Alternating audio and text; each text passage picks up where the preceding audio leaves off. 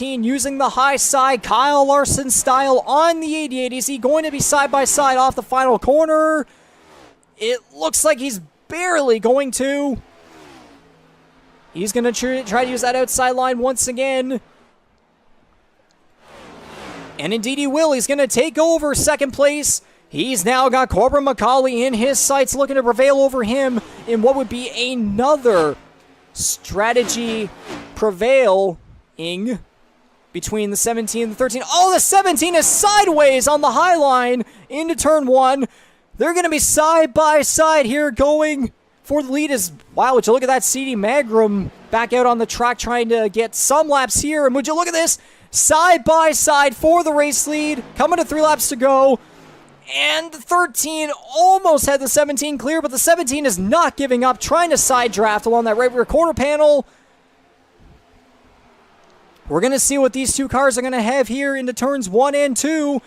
Still side by side. No, Ireland's going to clear the way. Oh, he's going to get loose off the corner. What a save by Jared Ireland.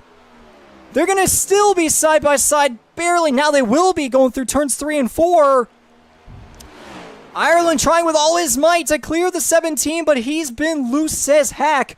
And MacAulay trying to take advantage with a side draft. I wonder if this might help Scott Bailey catch up in any way if these two get together. 2 laps to go. Only one of these guys can advance into the championship 4, at least tonight. Oh, Ireland sliding up real good right here. Are we going to get another classic finish like we saw last week at Charlotte Motor Speedway? Man, I wish I could have a drink of water right now, but that's absolutely impossible. Ireland's going to finally clear the 17 off of turn 4. White flag is out. Final lap here in the Sin City 200 at Las Vegas Motor Speedway. Does the 17 have anything else for the 13 here? As the 13 is going to clear the way now by about 2/10. And it's going to only increase here with Ireland on the fresher tires. Here they come down the back straightaway for the final time. Into turns 3 and 4 for the final time. MacAulay's going to send into the corner. He's going to go up into the outside wall. It's not going to work. The number 13 of Jared Ireland's going to take the checker flag, and he will win his way into the final 4. You can guarantee him to continue to have a shot at the Earl Ross Cup for 2023. What a finish to this race to begin the round of 8. Holy moly. 2 classic finishes in a row between Charlotte and Las Vegas. And Scott Bailey is going to give a friendly gesture here to the 13 as well. Thankfully, the 17 was able to keep second place on that send right there. We're going to have to look back and see how close it may have been right there, but I think it may have been about 4/10 or so between them, or about 5 or so here, as Jason Butler is going to slide by the 13 right here and give him a gesture, I would imagine, right there. But how about this?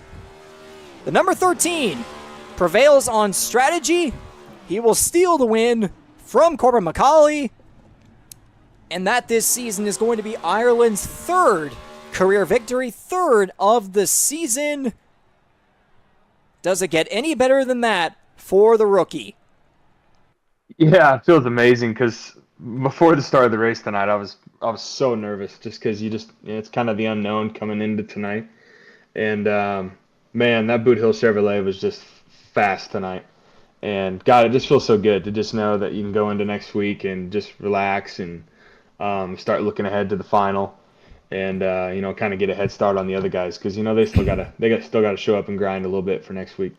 Yeah, it's kind of like you don't want to say checkers and wreckers because that's not the right mentality. Like, yeah, obviously you want to win the race, but you also don't want to do it in a way of like, a dirty driver, and so you want to take care of the guy next to you. And so, my mindset's going to be, I'm either taking the checkered flag or, if I don't, that's okay. I mean, the other 3 guys are going to be so deserving to get to the final 4. And if one of them win it, they're going to be deserving. They're not going to win it off of a cheap, something that cheap that happens. Homestead's never been my favorite place. I'm going to be honest. It's never been a place I've loved, but I'm looking forward to the next 2 weeks of getting after it and seeing what we can get done.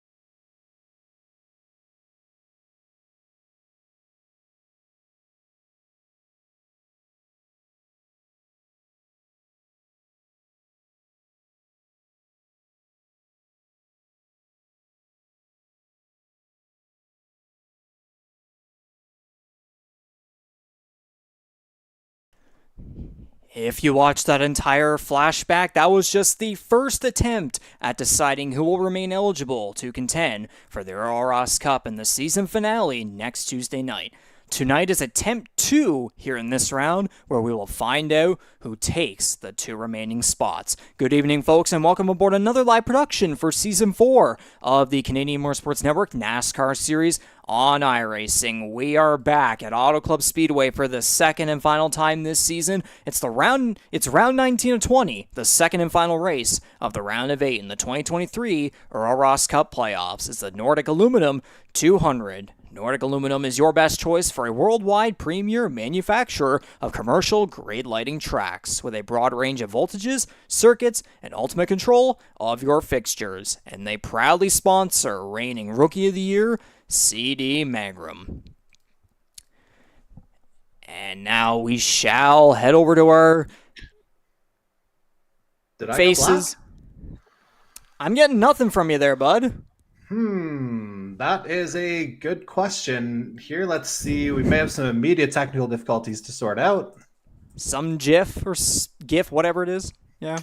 Yeah, hang on. Let's just see. Yeah, just a second here. Time's kind of ticking. I know. Okay. Like, I'm off of it now, and like I'm still not showing up. So that might be for the best for the audience. Another few minutes without my face. It's probably good after last week. Let's just we'll keep rolling, and maybe we get that joke in later. All right. Anyways, yes, there is a blank screen over there. But yes, hello everyone. Welcome to the broadcast booth here. I'm your main guy, Regan MacAulay. Play-by-play, of course. On the other side, his face is not showing up yet for whatever reason. You didn't even see his face last week either. He's back. He's been here since the very beginning. It's Jordy Caraher from the other side of the country in Alberta, Canada, whereas I'm Prince Edward Island. Of course, Jordy wasn't with us last Tuesday night due to other priorities, of course. We are very happy to have him back, of course, to be my math and history teacher, as per usual. But anyways, last Tuesday night was round 1 of 2 in the round of 8 at Las Vegas Motor Speedway. And you know what? Let's give it a second right here. Yeah, there we go. We'll just replay it right there. Last Tuesday night, round 1 of 2 in the round of 8 at Las Vegas Motor Speedway. The Sin City 200 saw 6 different leaders, 13 lead changes, and a total of 4 cautions, with only one being incident related, as 2 playoff drivers, or actually no, 3 of them, two of them were.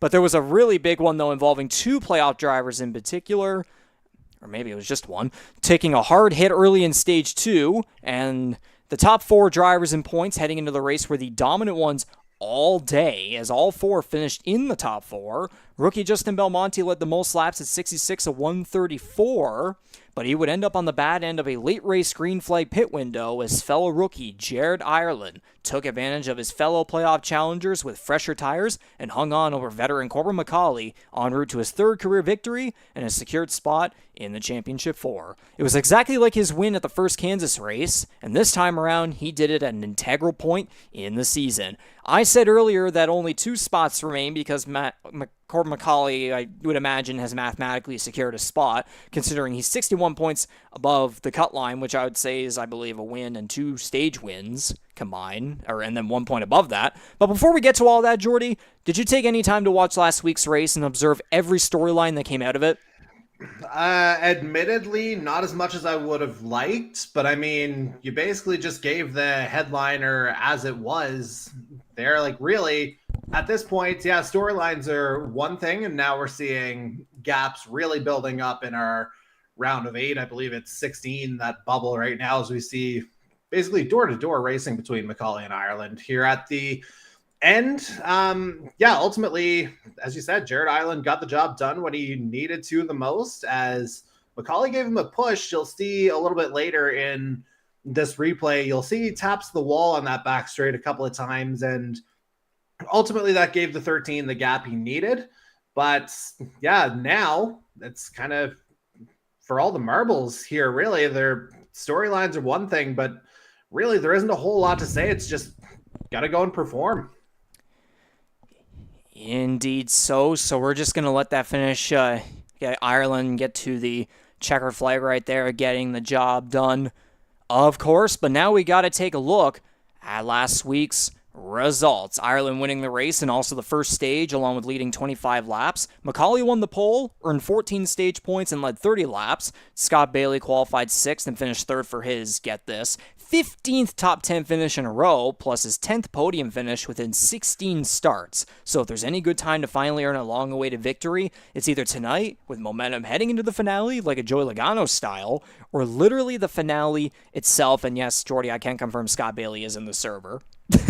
Okay. Justin Belmonte, on the other hand, who I have not seen his name here on the scoring sheet yet, so I would imagine he's probably not going to make it tonight. He qualified 3rd and won Stage 2, earned 18 stage points, and finished 4th with the most laps led. Defending champion Ty Higginbottom qualified 12th and surged to 5th with 10 stage points, moving himself up to 5th in the playoff points after going into Kansas 7th.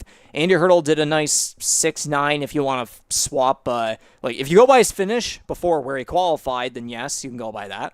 He also earned 9 stage points. 2021 champion Darcy Ford finished 7th after qualifying 4th and earned 12 stage points. Matthew Paytek qualified 14th and surged to 8th, only earning 1 stage point, however, and he dropped from 5th to 6th in playoff points. Jose Mercado and Hunter Young rounded out the top 10 with good finishes after mediocre qualifying results, and because we don't have a whole lot of time right now, I'll just quickly go over some of those guys below top 10 as well. Nice finishes there from Tom Janikowski, Daniel Cudmore, and Jason Butler. Notably in there, C.D. Magrum finishing 16th out of 19 cars after being involved in what I said earlier was a big crash in turns 1 and 2 also involving Ryan Gibson and Kyle Knoll, which has Magrum plenty of points below the cut line. And also, too, Dylan Baum, who qualified 2nd. And man, he only finished 19th. He finished last 100 laps down, so out early in the race, he is going to have to win his way into the next round if he wants any shot to remain eligible for the Earl Ross Cup. But anyways, quickly to, where is it? Yes, there it are. The schedule, it's round 19 and 20 in the entire season, round 6 of 7 in the playoffs, and round 2 of 2 in the round of 8. Only 2 races remaining in our first season on iRacing. Oh, how time flies by. But on the graphic there, we're on the bottom row, second to the right. So Auto Club tonight, and then on September 12th, unless Ty Higginbottom advances and has a chance to defend his 2022 title from the last year on NASCAR Heat 5, we will be crowning a new Earl Ross Cup champion. For 100 laps tonight, 6 drivers will look to fill 2 spots that will maintain eligibility for the Earl Ross Cup in 1 week, and we will very quickly get to the new playoff standings right here. Some people will argue that the top 4 are just too dominant versus those below the cut line, and on paper it makes sense, but you have to remember that either Belmonte Bailey, could have a spot taken away if someone below the cut line shocks the world with a massive victory.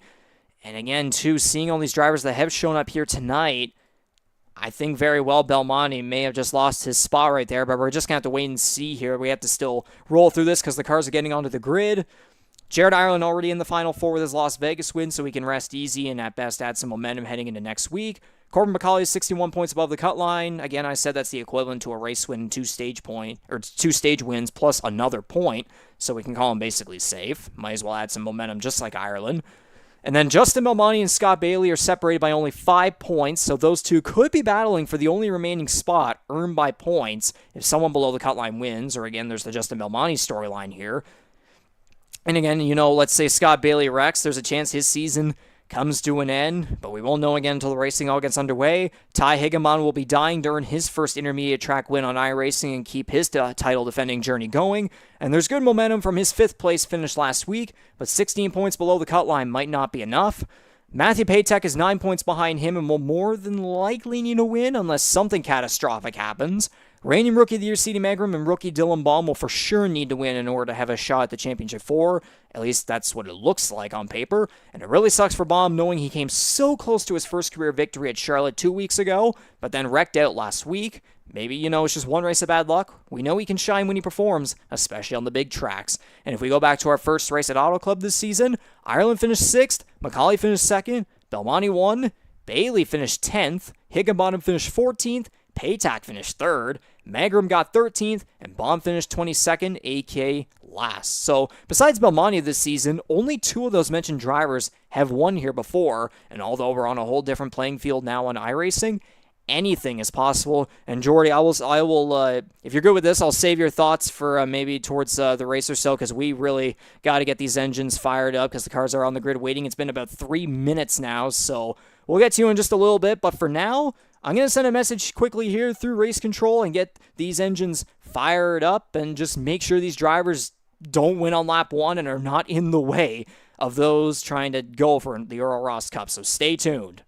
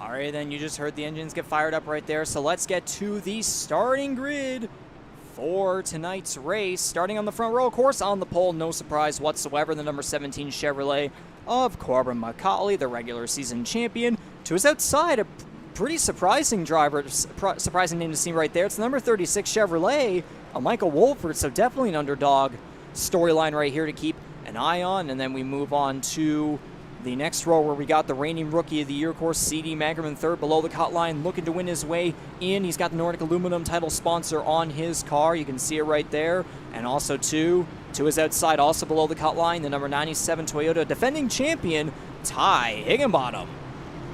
That's important for the defending Earl Ross Cup champion as we move on to Season 2 champion Darcy Ford starting in 5th.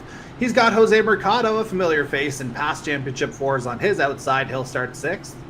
Moving on to row 4. At some point here. There we go. There it is. The guy who's already into the championship 4 via victory last week, the number 13 of Jared Ireland, starts 7th. And the man who's 8th in the round of 8 standings will start 8th. That's the number 3 Toyota of Dylan Baum.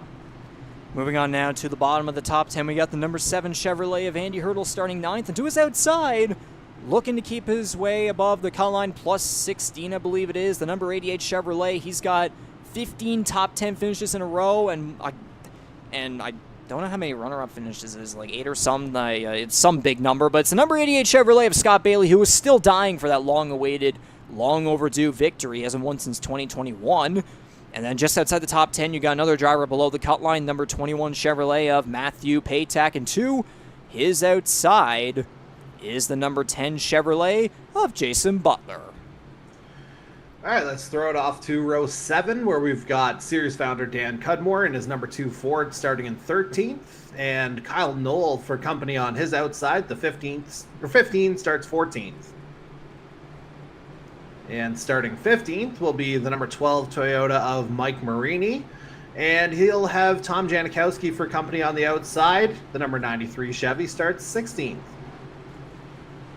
Now to round it all out here at the final row, we have the number 77 Ford of Hunter Young starting 17th, and he did not qualify by the looks of it. The number 23 Chevrolet of 2020 champion Ryan Gibson will be the final car on the starting grid. And yeah, man, notable absence. The number 6 of Justin Belmonte is not here. Yeah, so he only came in with a 21-point gap. He's not going to see the championship 4 at this rate.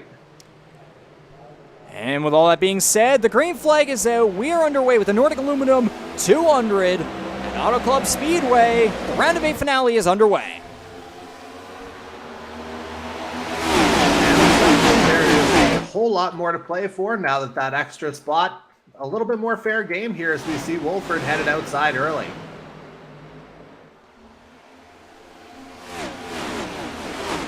And a massive apology to the audience if the volume there for the iRacing was a little bit loud right there. I realized I still had a gain filter from the interview I had last Tuesday night with Jared Ireland, because iRacing's volume is a little low there. So we got it all fixed up. It's all good. But yes, Corbin MacAulay is going to lead the first lap here of the round of 8 finale. 100 lap stages are 30, 30, and 40. So lap 30, lap 60, and then 100. That's the way it's going to go tonight here. And so far, MacAulay and Magram up front. Michael Wolford dropping back to third. But I mean, again though, qualifying second, that's not too shabby for the number 36, who every now and then does show some speed on the big tracks. But again though, in this transition to iRacing, it hasn't been absolutely great for him. But hey, we did see him make the playoffs, of course, and he did come close to Talladega, so not too much left to be desired, so not too bad. Trying to end off the season on a high note. Is now going to go for the lead here. CD and Magram to the inside. Magram is below the cut line. He's going to look to win his way into the championship 4. He's going to clear MacAulay and take the lead. There's a bunch of cars using the high side to gain better corner exit speed. Jordy, what are your thoughts so far? My first thought is Magram's making an early positive impression on his title sponsor here tonight, that being Nordic Aluminum or Aluminium. Which are we going to go with? Aluminum. Well, there's an extra I in there. Oh, there is? Huh. There is. But that's another tale for another time, as we're about to get another battle for the lead. Wolford's hanging around here. Maybe giving Magram a little bit of a push there. Maybe, like, not a bump, but maybe a little mini draft. Indeed, Jared Ireland trying to make his presence known up front as well. Is it by the looks of it? Yeah, Magram's going to clear the way. MacAulay is going to rush down, or up high there to the high side. As you see the cars bumping up and down the bumpy back straightaway. That's definitely a key factor to the racing product here at Auto Club here in Fontana. That's another nickname as well. Oh, and was that MacAulay in the wall? Oh, trouble! Darcy Ford's around!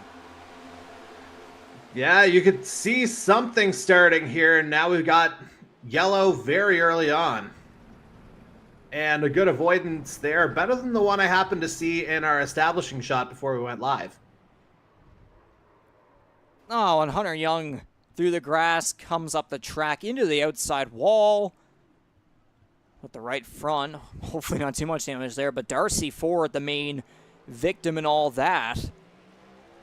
There was a lot of jostling back and forth, a lot of 3 wide pack racing going on for a couple laps right there, and yeah, just a bit of a ticking time bomb there, so we're going to take the ticker off and take a look at what just happened through the tri-oval. We're going to start on the back straightaway, and I'm going to get the dynamic TV angle going right here. So Matthew Patek's up on the high side. Ty Higginbottom losing a bit of speed. We'll see right here. Oh, Patek comes down, not clear.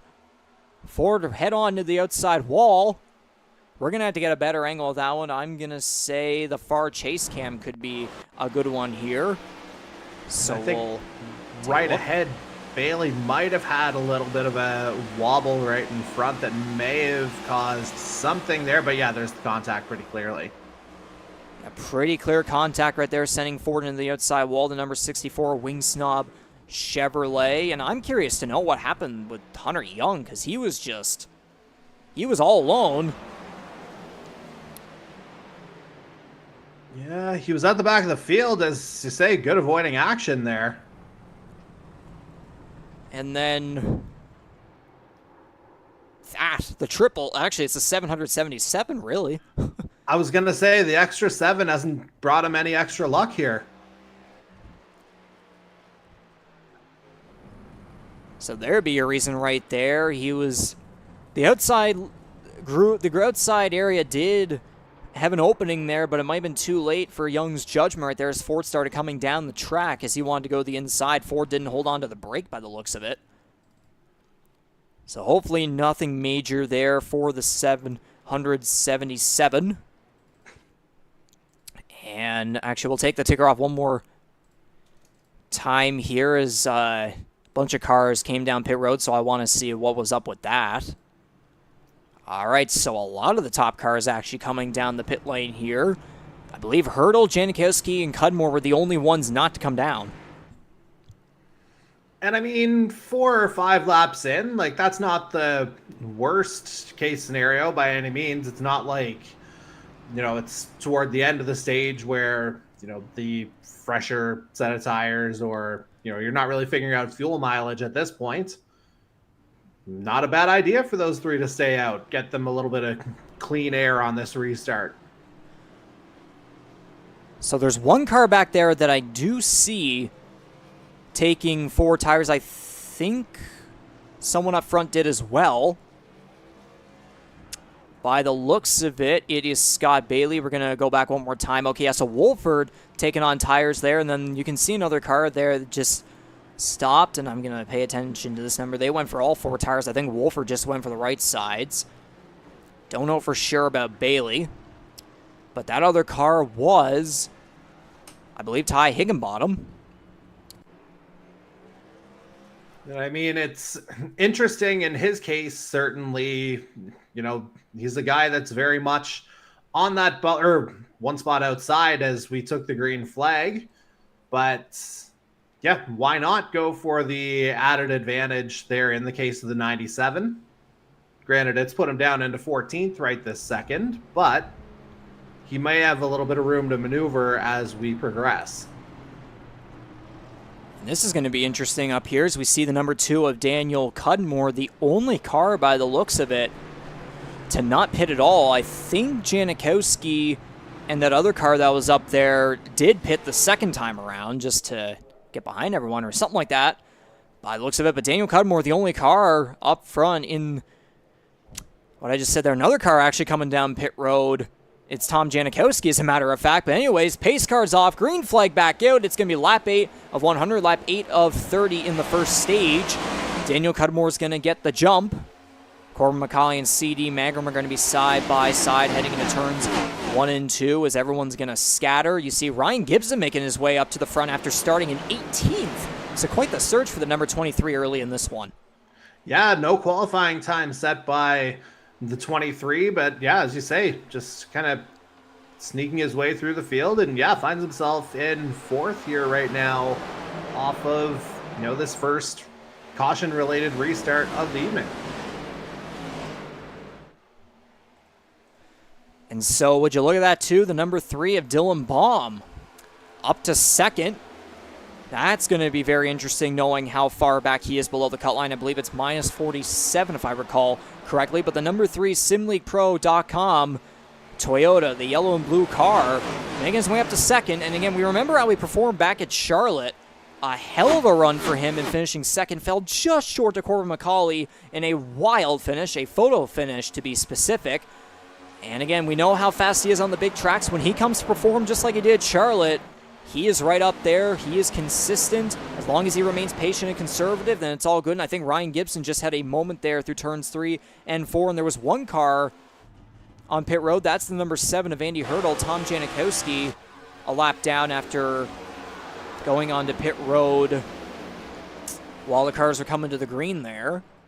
And if we want to add in something a little fun here, another little addition that we have to the ticker, we have the pit stops that everyone has had thus far. So yeah, Daniel Cudmore remains the only car without a pit stop thus far. He's all the way back to 6th now in front of Michael Wolford, Jared Ireland, C.D. Magrum as they go through turns 3 and 4. It's not just that, though. We also have the laps since their last pit stop. So Tom Janikowski, I would imagine, will probably have the freshest tires and maybe even the best, I guess, gas mileage or whatever what you want to call it right there. So some interesting stuff to add to the ticker right there. But yeah, so far MacAulay leading the way by about under 4/10 right there. There is Matthew Patek and Scott Bailey in 3rd and 4th. Side by side, Cudmore and Wolford for 6th place down the back straightaway. And Jordy, I might as well finally get to your thoughts because we didn't have the time to get your opinions on what the playoff standings are looking like as of right now. Although we did get a couple because of Justin Belmonte's absence, but here's your time to shine. Give us what's going through your mind with the playoff points. Yeah, I mean, as soon as we saw the fact that Belmonte didn't take the green flag, that pretty well threw any thoughts I may have had out the window, because obviously, as we talked about is that Hurdle still in pit lane? I think it is. That's Janikowski. Oh, Janikowski's back in pit lane? Ooh, not ideal there for the 93. But anyway, back to our thoughts here tonight. Like, going into tonight, you kind of looked at the gap between Bailey and Higginbotham being 16, and you think maybe not super eventful.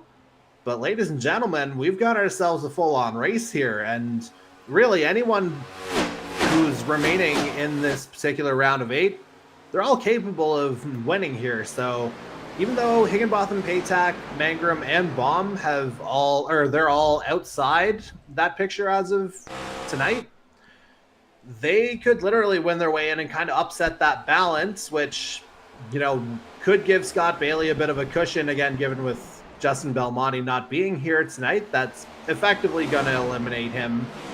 Just, we haven't gotten there mathematically yet, but yeah, there's still a lot to race for here, and yeah, Championship 4 is very much in sight, just next week, of course. But yeah, it's going to be very interesting to see just how much pushing some of these guys are going to do here tonight, with even more at stake than before. Indeed so. So we're seeing a battle brewing here for the second position.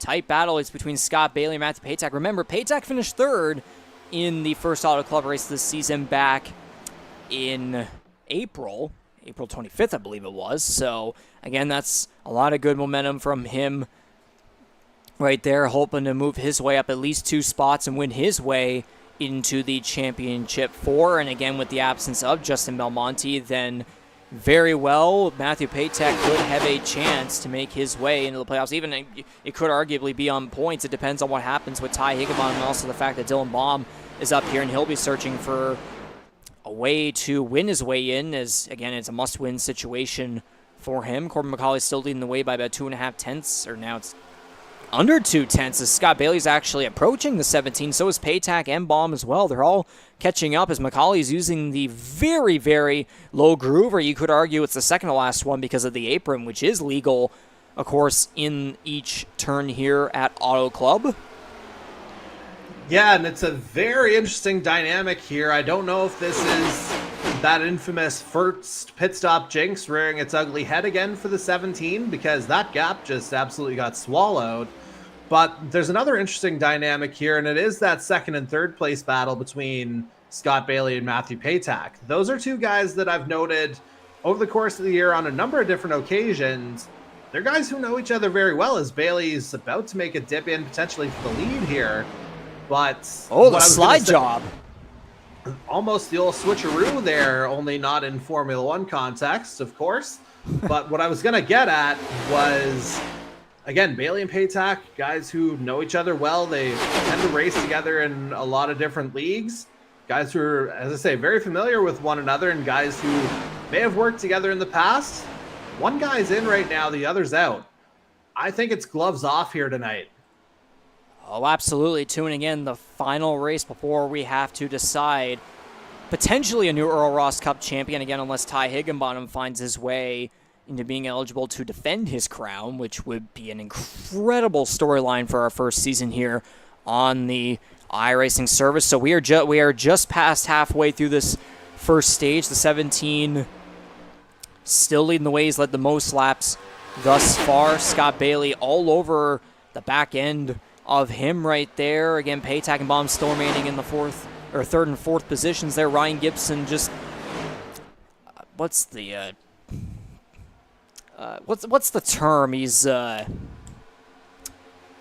he's waiting to pounce. He is ready to pounce at any point if any of these guys up front have anything going on. As I believe Bailey may have just gotten the lead right there using the high group advantage right there. There's going to be contact off the final corner. A very slight tap between those two, and leading that lap, I think MacAulay barely got it right there.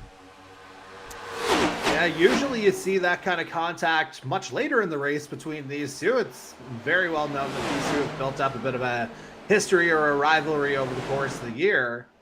But you were talking about Ryan Gibson there a second ago. That brings up a rather interesting point here. You're also referring to the potential of Ty Higginbotham getting back in for a chance to defend. No champion has made it back to the championship for the following season to this point. Absolutely, and now they're still not going to be clear. Scott Bailey has taken most of the lead right here, but MacAulay is still right up against him. They're still side-by-side going through the tri-oval, the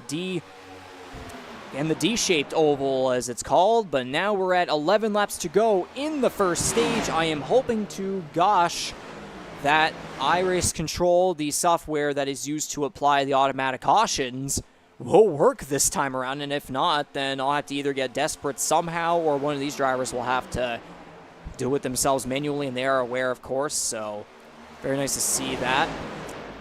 But yeah, Jordy, I just want to keep saying over and over again, man, only 2 races remaining, including tonight here in this first season on iRacing, man. Time flies by way too quick. Yeah, you're not kidding. Like, in real life here, so to speak, it was first day of classes at my College of Employment out here, so I don't know where the summer went, quite frankly. And that even included doing 2 races back home while I was on vacation. So where did that time go? It's flying just as fast as some of these guys are. Yeah, in a nutshell, there's the irony right there. And then you're saying, over at your area, first-year students are coming around, yes, and then, of course, over here with me, I begin my second year in the Holland College Journalism and Communications program, so I can't wait to really get into the thick of it and start writing a bunch of stories almost every single week. That's all part of it. And you can even see the number 17 Chevrolet right there. Corbin MacAulay sponsoring Holland College as well. He had his first day. Whoa! Scott Bailey loose off of the corner right there. Right on the left rear quarter panel of the 17. There was contact in the same area off of turn 2. It was actually as they were going down the back straightaway a lap or 2 ago. But man, some tight racing going on. And as I was saying too, MacAulay had his first day back at Holland College in the Computer Network and Technology programs, so nice to see him back and learning as per usual. And yes, we're going to be in the same building on the same floor, so that's definitely going to be fun. Yeah, you guys just have your little fun there as he tries to build up a little bit more of a gap in this kind of virtual space here. Again, pretty well automatic, barring some sort of absolute madness that he's very much in the championship for. I had to think of a scenario where he wouldn't make it. Like the 61, yes, you mentioned it earlier. Mathematically, that seems right. But of course, someone on the outside can win, and that suddenly shrinks that gap even more. Because that's 61 to the bubble. Indeed. So MacAulay now taking a decent advantage over everyone here as, wow, Bailey and Paytack right up close to the wall right there. Yeah, again, MacAulay starting to pull away once again as Scott Bailey was all over him, and there were 2 moments of contact between turn 2 and the back straightaway twice. Now the 88 has fallen back right here. Maybe he used up the tires a little bit too much, especially considering he basically sent... Oh, he's going to get in the wall right there. There's going to be contact with the 3. I was just saying... Scott Bailey's not having a fun time right now. Definitely using the tires up a ton here as we're now at 6 laps to go in the first stage. And that was a lot of contact from behind from the number 3 at Dylan Baum, who probably, I'd imagine, will not be happy because he wants to win his way into the next round. He has to win in order to keep eligible for the Earl Ross Cup. So Not ideal right there, but again, it's still pretty early. Things can change as he's going to dive way down to the inside. Hopefully not slide up against the 88. Yeah, looks like he cleared him. He will get in front of him, but Bailey's going to have the better run on the high side right there. As Matthew Patak and Ryan Gibson are still going at it right there for the 4th position. Yeah, this top 5, they've provided a little bit of a breakaway here, it has to be said. There is a significant gap between, well, I was going to say, is one of those even on the lead lap here, or are we looking at the second group here? Okay, so that's our lead battle. Yeah, this is our lead battle. Okay, I wasn't sure if... Yeah, that is Gibson. So my point originally stands. So it is a top 5 breakaway there, as you see Jared Ireland kind of in no man's land in 6th, that has to be said. So, yeah, with 3 or 4 laps remaining in this opening stage, as I think we saw some people coming out of pit lane. Yeah, that'd be the number 2 of Daniel Cudmore coming off pit road. And again, that would be his first stop of the day after not pitting under that incident-related caution that we had. And I'm seeing here something going on. Here we go, a battle for the lead. For this first stage, again, it's the number 17 who is mathematically locked in as the 3 is going to slide in front. Oh my goodness, both Bob and MacAulay getting loose off the corner right there. Some wild racing that we're getting in just the first stage. It's as if we're getting a preview for what we're going to get under the lights at Homestead-Miami Speedway next Tuesday night when we decide who will be the next champion of the Canadian Motorsports Network NASCAR Series. And I think Scott Bailey may have just, I thought I heard something there, maybe tapping the wall on the high side right there. But yes, again, you got the number 3 who needs to win in order to make his way into the Final Four. And then you got MacAulay, who already pretty much has a spot. Again, it's him. Jared Ireland won his way in. MacAulay is mathematically locked in. So, again, those are 2 guys in completely different territories. And then, again, you got Scott Bailey, who I would imagine, judging by his pace right now and the fact that Belmonte's not here, he will...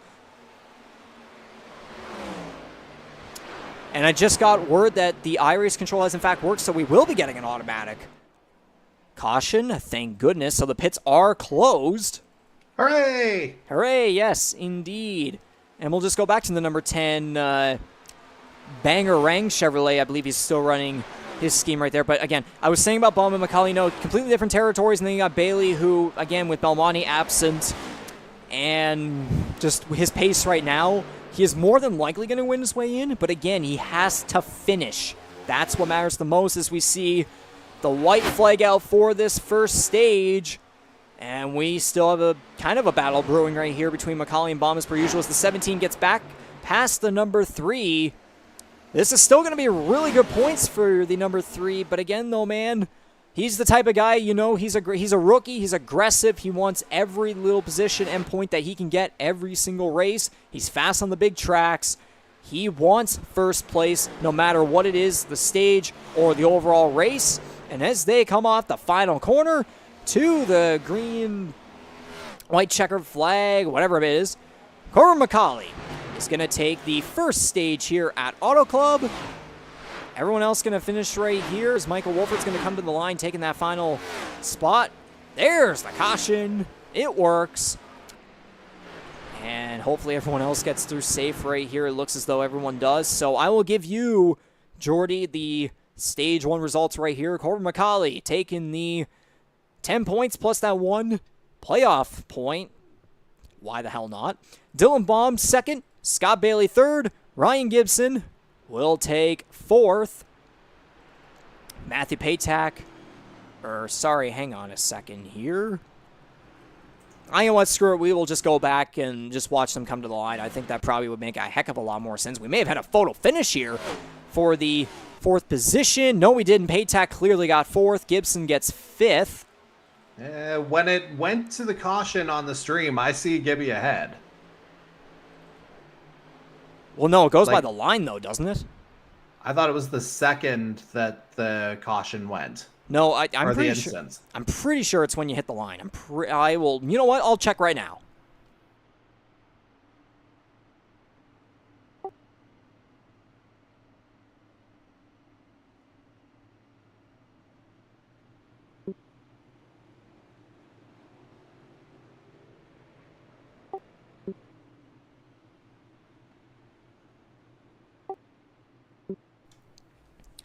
So to correct you, Jordy, it's the line. Okay, so It's quote-unquote easier. That's what I've been told. quote-unquote, okay. Yeah. So Paytack 4th, Gibson will get 5th, and then someone up there is in. Yeah, Jared Ireland will get 6th, 7th Kyle Knoll, 8th will be CD Magram, and I see Tom Janikowski there, but he's not on the lead lap. So the next car, I believe, will be Jason Butler, and then from behind would be... I've got Wolford here on this screen.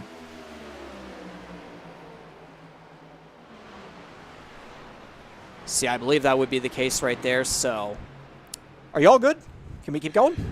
Yes. Okay. Yeah, it's weird to feel like I'm almost back in NASCAR heat eras of leaderboards at times, but yeah, it's just one of those things that's, you know, it's kind of hard to figure out on the fly. Yeah, Butler says he was 9th. Yeah, that's what I've got on the stream leaderboard here too.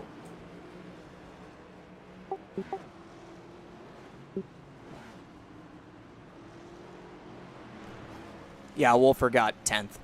Yeah, so you should be good. Yeah. Yep.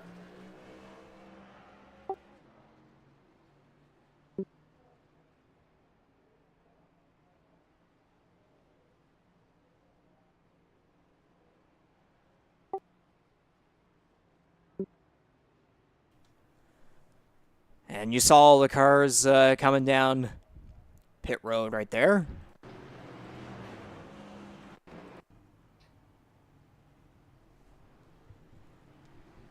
We'll go back one more time right here just to get everyone on pit road. So a lot of cars going for tires. I think Jose Mercado may have gotten in his pit box a little wonky. So most cars going for at least 2 or 4 tires. I think a lot of them may have gone for 2 in fuel by the looks of it. But that all does it right there. We will get back now as the pace car lights are off. MacAulay leading the way. You know what? We'll just put it right here. There's still, you know, all the pit stop times. Or, sorry, all the pit stops. The number of pit stops every driver has made, of course. And then, you know, laps since last pit. You know, pretty much everyone did by the looks of it except for Cudmore and Ford right there. We'll give it another look right there. Yeah, 2 and 3. That's interesting. So far, Andy Hurdle has the most pit stops out of everyone with 4. He is currently 2 laps down. Janikowski is 3. Darcy Ford is 1 lap down. Daniel Cudmore is the last car. Or no, sorry, Wolfer, by the looks of it, will be the last car on the lead lap. So MacAulay, Bailey, Magram, Paytack, and Kyle Knoll will be the top 5 on this restart. You can see Higginbottom, Jared Ireland's in there, Hunter Young, Mike Marini, Ryan Gibson all the way back here in 10th. Or Jose Mercado. Now, they're just going to keep going back and forth right there. Butler, Baum, Cudmore, Wolford, Ford, Hurdle, Janikowski. So by the looks of it, yeah, Wolford still has to catch up. So anyways, it's time to get the second stage, the middle stage underway here in the Nordic Aluminum. Or, again, whatever you were saying there, Jordy, however you say it. It's got to be aluminum. It's got to be. But anyways, green flag. Back out. Lap 35 of 100. So we're going to have 26 laps to go. It's 26 laps of racing here in the second stage. As for how many will be green flag racing, we will just, you know, wait and see. Because, you know, again, the action on these restarts are wild. 3 and sometimes 4 wide racing. Through the corners, you can see how wide they are. I mean, I check out my info here. 2 miles long, 3.2 kilometers long. That is Auto Club Speedway for you. The corners are banked at 14 degrees, the front stretch at 11 degrees. So again, the drafting and the multi-groove racing at this track is something to absolutely behold. But unfortunately, when it comes to real life, it sounds like the track will no longer be operated by NASCAR. They've been annually hosting races since 1997, but by the sounds of it, because of the Next Gen California project and some reconstruction that they are doing, sounds like it's going to be heading to a short track. And that's a real shame, you know? Like, Auto Club, it's had its, fair share of memories, not just in NASCAR, but of course in open wheel as well. It's been a venue that's, as I say, has been rather prominent over the years, and it's a shame to see it kind of evolving or changing, however you want to put it. So we got some we did some 3-bot action there, but then it was just a battle between the 3 and the 77 with another 7 on there. I believe it's to honor someone in his family. Someone, I think that races at Merrittsville. Would you have that info, Jordy? I do not have that info. Okay, no. I think it's something to do with that. I don't have the full details on it. I know it was mentioned at some point a while back, but whatever it is, very nice to see there for the 77 or 777, however you want to put it there. But right now, Corbin MacAulay leading the way by 7/10 over C.D. Mangrum and Jared Ireland. Ty Higginbottom and Scott Bailey are going at it for the 4th position. Higginbottom's going to clear. Is now Jose Mercado making his way up here to challenge inside the top 5. Mercado was caught up in some misfortune at the first Auto Club race. Of course, there is one incident I do recall, but right now he's trying to, get some redemption, maybe get a top 5 or a top 10 finish here. He's actually been doing pretty decent as of recently, I think, if I recall. I finished in the past couple races. He's got finishes of 9th, 10th, 11th, 5th, 11th, and 9th through the last 6 races. So just needed a little push, that's all. Yeah, basically. Yep, for better or worse. But nice to see there the 41 right there, who has had definitely a lot of bad luck and a lot of interesting moments throughout the season, if that's a way to put it. That's probably the best way to put it. Indeed, so a lot of cars going most cars single file now after the double file racing that we got back in the first stage. I do wonder, though, if this time around it might be a matter of strategies. And again, too, we had that incident-related caution like 5 laps into the first stage, so it kind of changed things up. And, cars were pitting at different times, and we got some pack racing where drivers knew that they could go for it no matter what. But this time around, they're trying to be a little bit more conservative on the tires and also fuel as well. So if all those factors are true, then no surprise whatsoever. But some battles back here is Jason Butler up here into the top 10. He's in the 7th position, and looking at how he's done as of recently, the number 10 Bangarang Chevrolet, indeed that's what the scheme is, finished 13th, started 13th and finished 13th at Las Vegas last week. He hasn't had a top 10 since Talladega on August 15th, so he's had an up and down season, but it's just, there's been a lot of bad luck, but he has shown speed, especially on the big tracks and on the super speedways as well. So Butler looking to end the season off on a high note and hopefully look for some better luck when it comes to 2024. Not too bad for his transition to the iRacing service. I mean, a lot of drivers, again, a lot of drivers have been in different territories when it comes to this transition from NASCAR Heat to iRacing. Some guys, have done it pretty easily. Some have, been okay, we'll call it. They've been doing all right, whether, making the playoffs and then maybe being eliminated by now, or some are maybe still going. There's a couple drivers we can pinpoint right there. And then there's some guys who have definitely struggled in the transition to here, but they have put on some solid performances. I mean, I look at guys like, Matthew Paytack, Hunter Young. If I look at some other winners here as well, another guy like C.D. Mangrum as well, who's had a roller coaster of a season, but, again, trying to put on a show for the title sponsor here. He's in 2nd place. He won the Rampage Coffee Code 250 at Talladega on August 15th. Right now sitting below the cut line, but again, it ain't over till it's over tonight. He still could have a chance, but points-wise, not looking too certain. He will, I would assume it's probably best that he does get the win. Right now, it's him and Dylan Baum that have practically swapped spots up here, now being the guy to try and follow in behind Corbin MacAulay, but he is being pounced upon by Jared Ireland and Ty Higginbottom. Let's talk cut lines while you've brought it up. So obviously we worked in the stage 1 results. Now at this point, obviously, like you were talking, Corbin MacAulay being automatically in on points before. 10 points in that stage obviously further cements his status there. And then you get Scott Bailey moving up into the 3rd slot based on his his 3rd place finish there in stage 1. But right now, if we were to apply some finishing points, that makes things a whole lot more interesting on the bubble rather than what it would have been. So with just purely stage 1 green flag here tonight, and I know you're looking at it now, Reegs, if we apply finishing points, the gap at the bubble right now is 2. With Belmonte still in, obviously, that's going to change as of probably the end of stage 2. Ty Higginbotham with finishing points applied, 2 points out. Matthew Paytak, 4 points out. Mangrum minus 17, Baum minus 24. So things are getting a lot tighter here is what I'm getting at.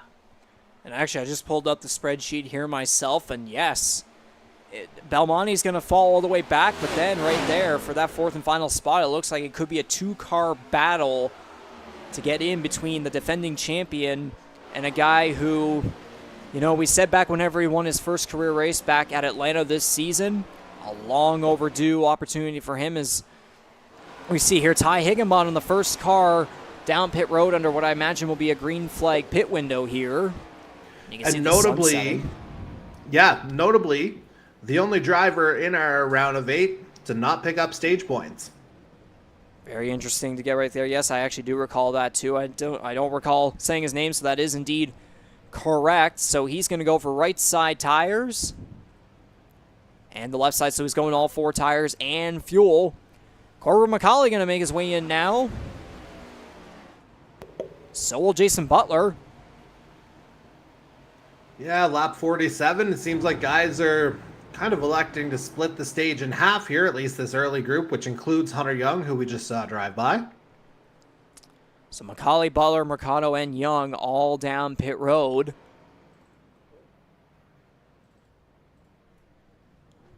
So I'm going to imagine here a lot of those guys in particular, like Ireland, Mangrum, Baum, Bailey, they may try to look to take advantage on slightly fresher tires versus someone like MacAulay, who's coming in as one of the first cars on pit road. As CD Magrum's going to make his way down, and I just heard some news. I'm going to get a clarification on that.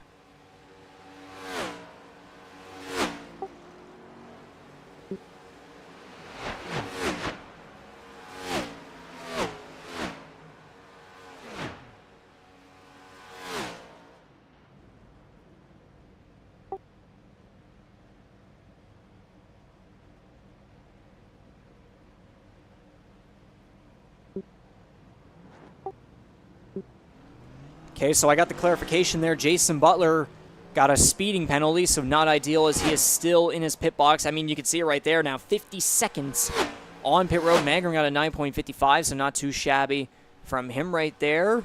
Well, notably, Corbin MacAulay's stop was only like 6.2 seconds or somewhere in that ballpark. So I think he may have only taken, well, certainly not a full complement of services, whether it was 2 tires or less fuel just to make it to the end of the stage. Not sure what he did, but certainly not the full complement. Indeed so. No one else coming down pit road as of right now as Jared Ireland continues to lead the way behind CD Mangrum, who is trying to stay on the lead lap. But again, Mangrum is on the slightly fresher tires, so that'll help his case. Just coming out of pit road. Indeed, and then Dylan Baum all the way back there, still in second place. You can see Daniel Cudmore in the 3rd spot. Nice to see the number 2 Ford, the Series N Network founder, of course. Scott Bailey all the way back here in 4th with Kyle Knoll and Matthew Paytek back there as well. Following in behind, there's also Tom Janikowski. 4-car pack back here. There's Michael Wolford. Jason Butler behind him. If I toggle the pit stop times, okay, Dylan Baum now going to head down pit road. here as we have now reached halfway through the race. 50 laps to go in the Nordic Aluminum 200 at Auto Club Speedway, the round of 8 finale. Final race before we decide who will become the Earl Ross Cup champion for our first season on iRacing here in 2023. Baum going for the right sides. We'll see what the number 3 SimLeaguePro.com Toyota's going to go for fully. He's going to go for just the right sides and fuel by the looks of it, 9.35 seconds. No one else on pit. Nope. Jared Ireland beat me to it. He's now on pit road. He will lose his lead. Yeah, again, he's a guy really with nothing to worry about here tonight because really, again, he's into the championship 4 already. And it's not like he has to build up additional points because next week, the points don't matter. It's just where you finish. Indeed, that is the case. You basically have to win in order to be crowned the champion. And I remember how MacAulay pretty much dominated the whole race back earlier this season. So the only thing really for him is if he has a similar case next Tuesday night, then it's pretty much going to be a matter of not getting penalized or not getting comp in anything. And wow, Jose Mercado doesn't have a hood. And that, I think, warrants some further investigation. Oh? Oh, boy. Kyle Nolan, Tom Janikowski went around. No caution. How? What?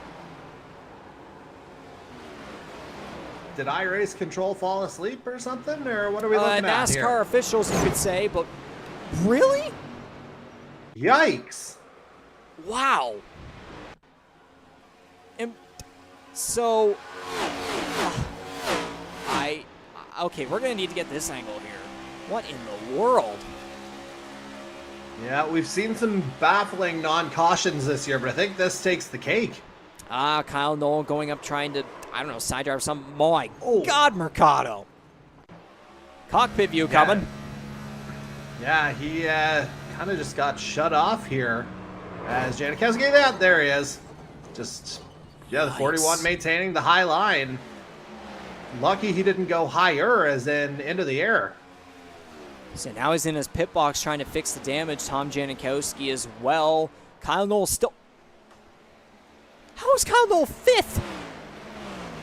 That's... I mean, some things just aren't meant to make sense.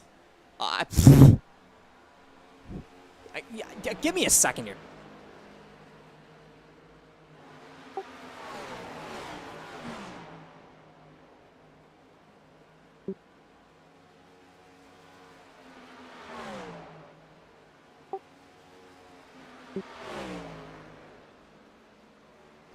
I'm getting word now. We actually missed something else too. What? Everything is happening here, folks. They say third time's the charm, but like, what?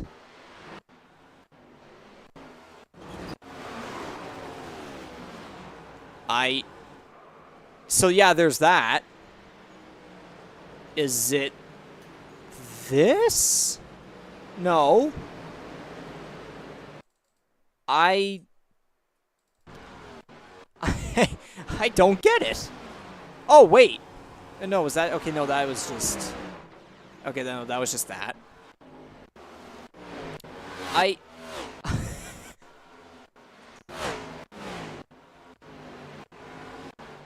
No, nothing.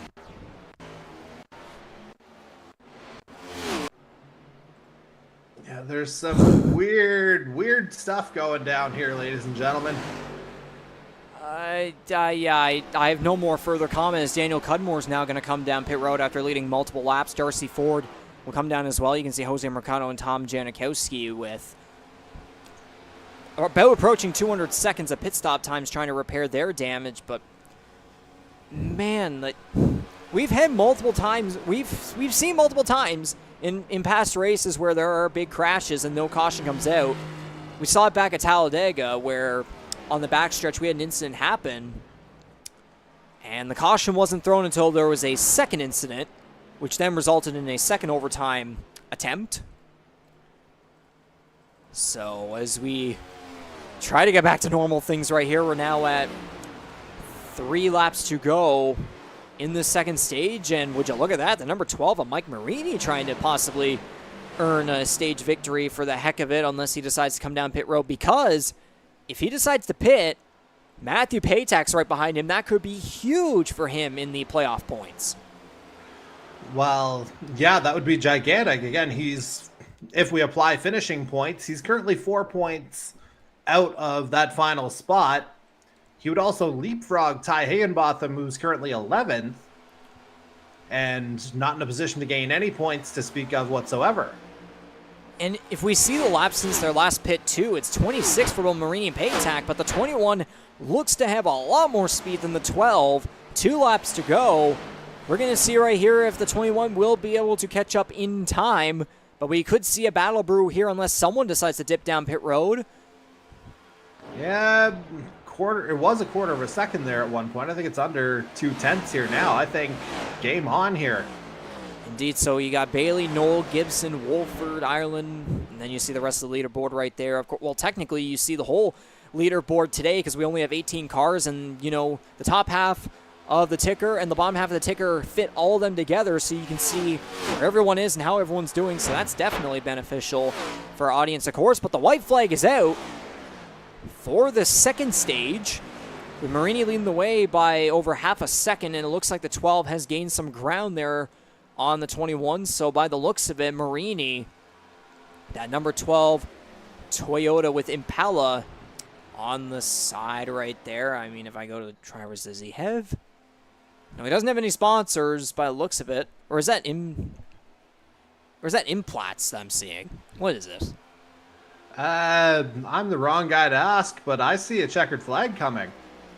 It's Impala, whatever it is. But anyways, there it is for stage 2. It's over. Mike Marini takes the green, white, whatever it is, flag. He will win the second stage. And there goes 10th across the line. There's the caution. And with that, I will give you the stage 2 results here. Marini first, Patak second, Bailey third, Kyle Noel fourth, Ryan Gibson will take 5th, Jared Ireland 6th, Dylan Baum 7th, Corbin MacAulay 8th, C.D. Mangrum 9th, and Michael Wolford will round out the top 10, and notably, the 97, no points. Again. Okay, so basically, as I'm still seeing it on our feed, is what you're saying? I'm sorry? That's still our order? Just to make absolute, well, yeah, what I just said there looks to be. Well, a few changes now the guys are going in pit lane, but yeah, I think I've got enough to go with there. We'll get back to the line here just to make sure. So, yeah, there's your top 2. And then there's Scott Bailey back here in 4th. And then back here, Kyle Noel will take 5th. And then back there for 6th, Ryan Gibson. There's Ireland taking 7th. And by the looks of it, I think we may have gotten a photo finish here. Oh, my goodness. I think Baum barely got that one. And then it was MacAulay. And then whoever it was in front of Wolford right there, I cannot tell. It is Mangrum. So that's an important 2 points for the number 1, as well as he tries desperately to make a move. And as you can see, Mr. MacAulay, I have made some up. Wait, I missed one. Never mind. Okay, now we're good. And it was kind of inconsequential anyway, because the math had already worked out for Corbin MacAulay. But with everyone going down pit lane, this seems like a good time to kind of refresh the picture here a little bit. And again, the numbers that I'm going to give, they do have a minimum 18th place finish already factored in. So 19 points kind of worked in for the drivers already. So as it stands, MacAulay would have a 72-point gap on 5th right now. So yeah, that's very much locked in at this point. Scott Bailey, he's plus 30 once you factor in those finishing points. He's 3rd. Right now, the bubble gap realistically is 7, because as we would see it on our screens right now, it's technically 5, but the guy outside at -5 is Justin Belmonte with Matthew Patak in that 4th and final spot right now. And of course, we've already established that Belmonte's not earning anything, so he's basically eliminated as of now. But Higginbotham, he is 7 back of Patak for what would be that kind of semi-final, or it would be the 4th and final spot in our championship conquest here for next week. CD Mangrum, he's 20 points out, again, factoring in finishes, and -25 is where you'll find Dylan Baum, despite, picking up 13 points in stages tonight. So a lot of interesting storylines right there as Tom Janikowski and Kyle Knoll will come down pit road right here. Janikowski at 13 laps down. You can call Jose Mercado the first DNF of the race after sustaining damage in that big crash in turn 1 that somehow didn't result in a caution because of reasons. But we're going to be slowly going under the lights here. Speaking of lights, they're off on the pace car. And we see here on the front row, would you look at that, Matthew Patak again. He's in that 4th position right now. Only, you said basically 7 points it is? Yeah. Yeah, effectively 7 if you don't count Justin Belmonte there in 5th. Like, officially as it reads right now, the gap is 5. But, again, with Belmonte out, we may as well just call it 7. Indeed. So, I quickly want to give a shout-out to a certain driver in particular. Just like to say congratulations here to the August 2023 Driver of the Month in the number 17 Holland College Oysterbed Speedway Chevrolet and the Student Union, of course. Corbin MacAulay finishes up 1st, 12, 14, 1st, and 2nd. He accumulated the most points out of any driver during the month of August, so congratulations to the number 17. And also as well here to begin this 3rd and final stage of this race and the round of 8. I'd like to shout out our sponsors: Holland Hurricanes, Kyle's Fried Chicken, Rampage, Coffee Co., Wing Snob, GTR, and of course we got Nordic Aluminum here as the title sponsor of the race. But we'd like to thank TrackCams22.com for providing these custom oval cameras. It's time to go into the good old TrackCams22.com. Crank it up.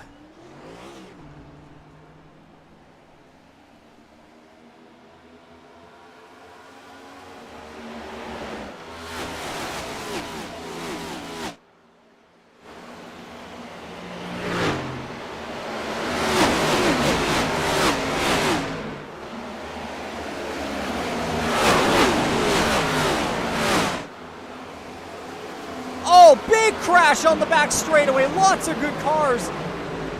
Looks like they're copping that one. Jesus. Caution is out. Absolutely. Oh, they got it that time. Huh? They got it that time. Absolutely horrible timing for the crank it up. I may have had a bit of a feeling there, but wow. Big crash.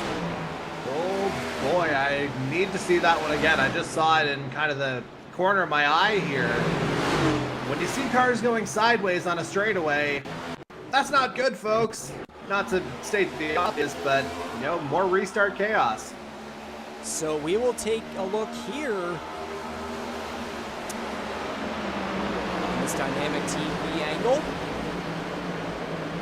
Yeah, and you saw MacAulay was one of the chief cars caught in it, and yeah, it comes down. Oh man, there it goes. Basically, from the head of the field, it's avoiding action from basically 5th place onward. I'm shocked that more cars didn't get involved. That one, that was in front of the whole field. Look at this angle right here. Very good. Wow. And again, that's 2 drivers right there that are very lucky that one is mathematically locked in, the other one won their way in, both getting involved. They're the heaviest victims in this accident. But also, too, the number 3 at Dylan Baum. That's another interesting one as well.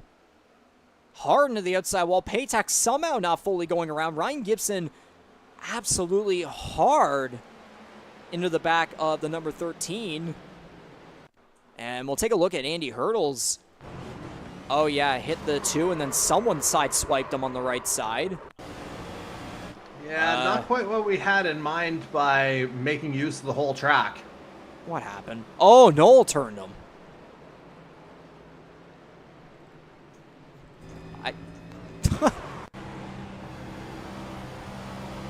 That sums it up pretty well. Okay, so what I'm assuming is the 17 got loose, went down just a little bit, and then Bomb was going up. That's what it looks like, but again, we have to look at the angle just one more time here from the 3. We'll get the far chase angle going. Both loose. Bomb ever so slightly came up, 17 ever so slightly came down, just a chain reaction from there, and you know what, might as well get the slow angle going on this one. So yeah, Bomb was loose, MacAulay came down.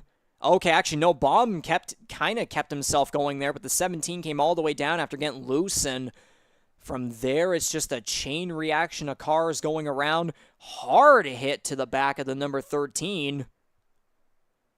But again, 2 drivers that are already locked into the Final Four getting involved in this one. Thankfully, they are locked in to the Final Four. But again, Dylan Baum's still going. But again, though, that front end with the damage. And then we saw Andy Hurdle again turned by Kyle Knoll. Hunter Young, I believe, also collected somewhat. But a big crash here to begin this third and final stage as we're going to get back here. Everyone going double file. We're going to go back just one more time here and just see what it was like for cars coming down pit road, because I imagine it was a lot of them. So yeah, Baum, Gibson. Okay, yeah, most of them actually came down. Oh no, Magram stays out. Higginbottom stays out. And Higginbotham, he may have had to stay out for track positioning purposes because, again, he's outside right now. Well, we take a look at this right here. Magram, Bailey, Young, and Higginbottom pitted under that stage caution. And then you can see almost everyone else right there. It looks like Wolford and Ford are still in their pit box. But you can see there's the top 4 did not pit. Meanwhile, everyone from 5th to 13th did. So this is going to get interesting.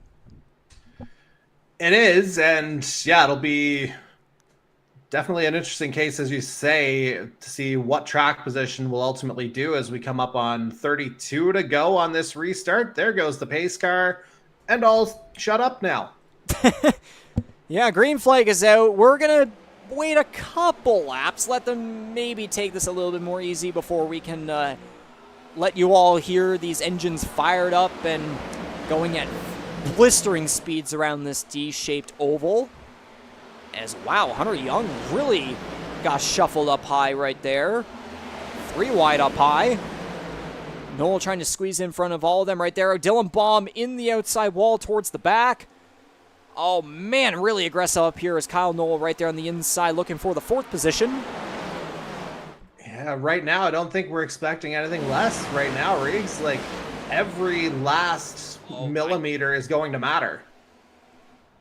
Hunter Young got loose off the corner right there as Scott Bailey leads the way still.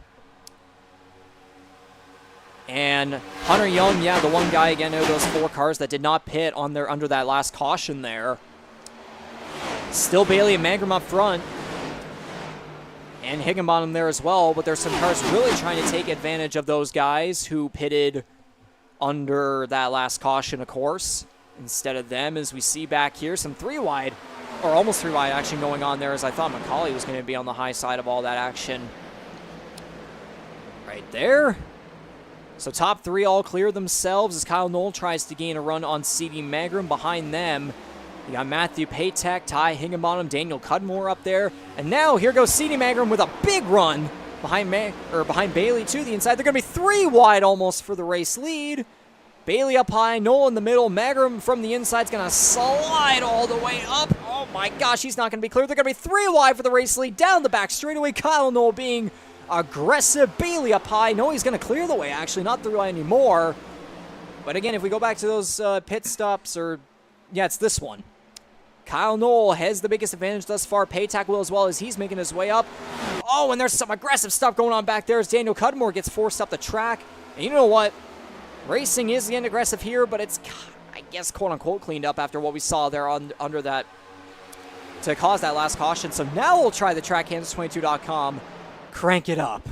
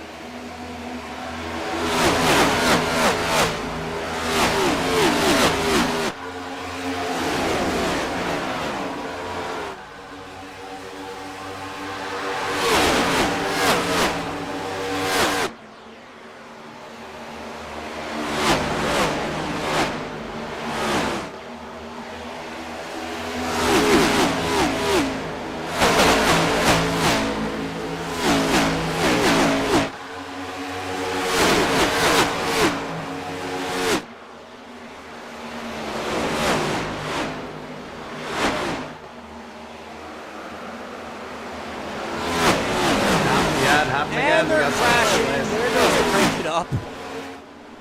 Kyle Knoll goes around. Front end is damaged. I'm going to get the iRacing volume to get down here. There we go. So, yes.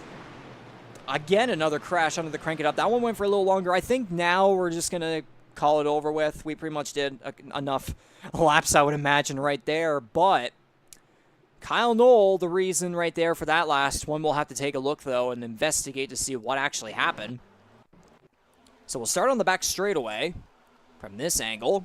He's on the inside of Matthew Paytak, heading down the back straightaway into turn 3.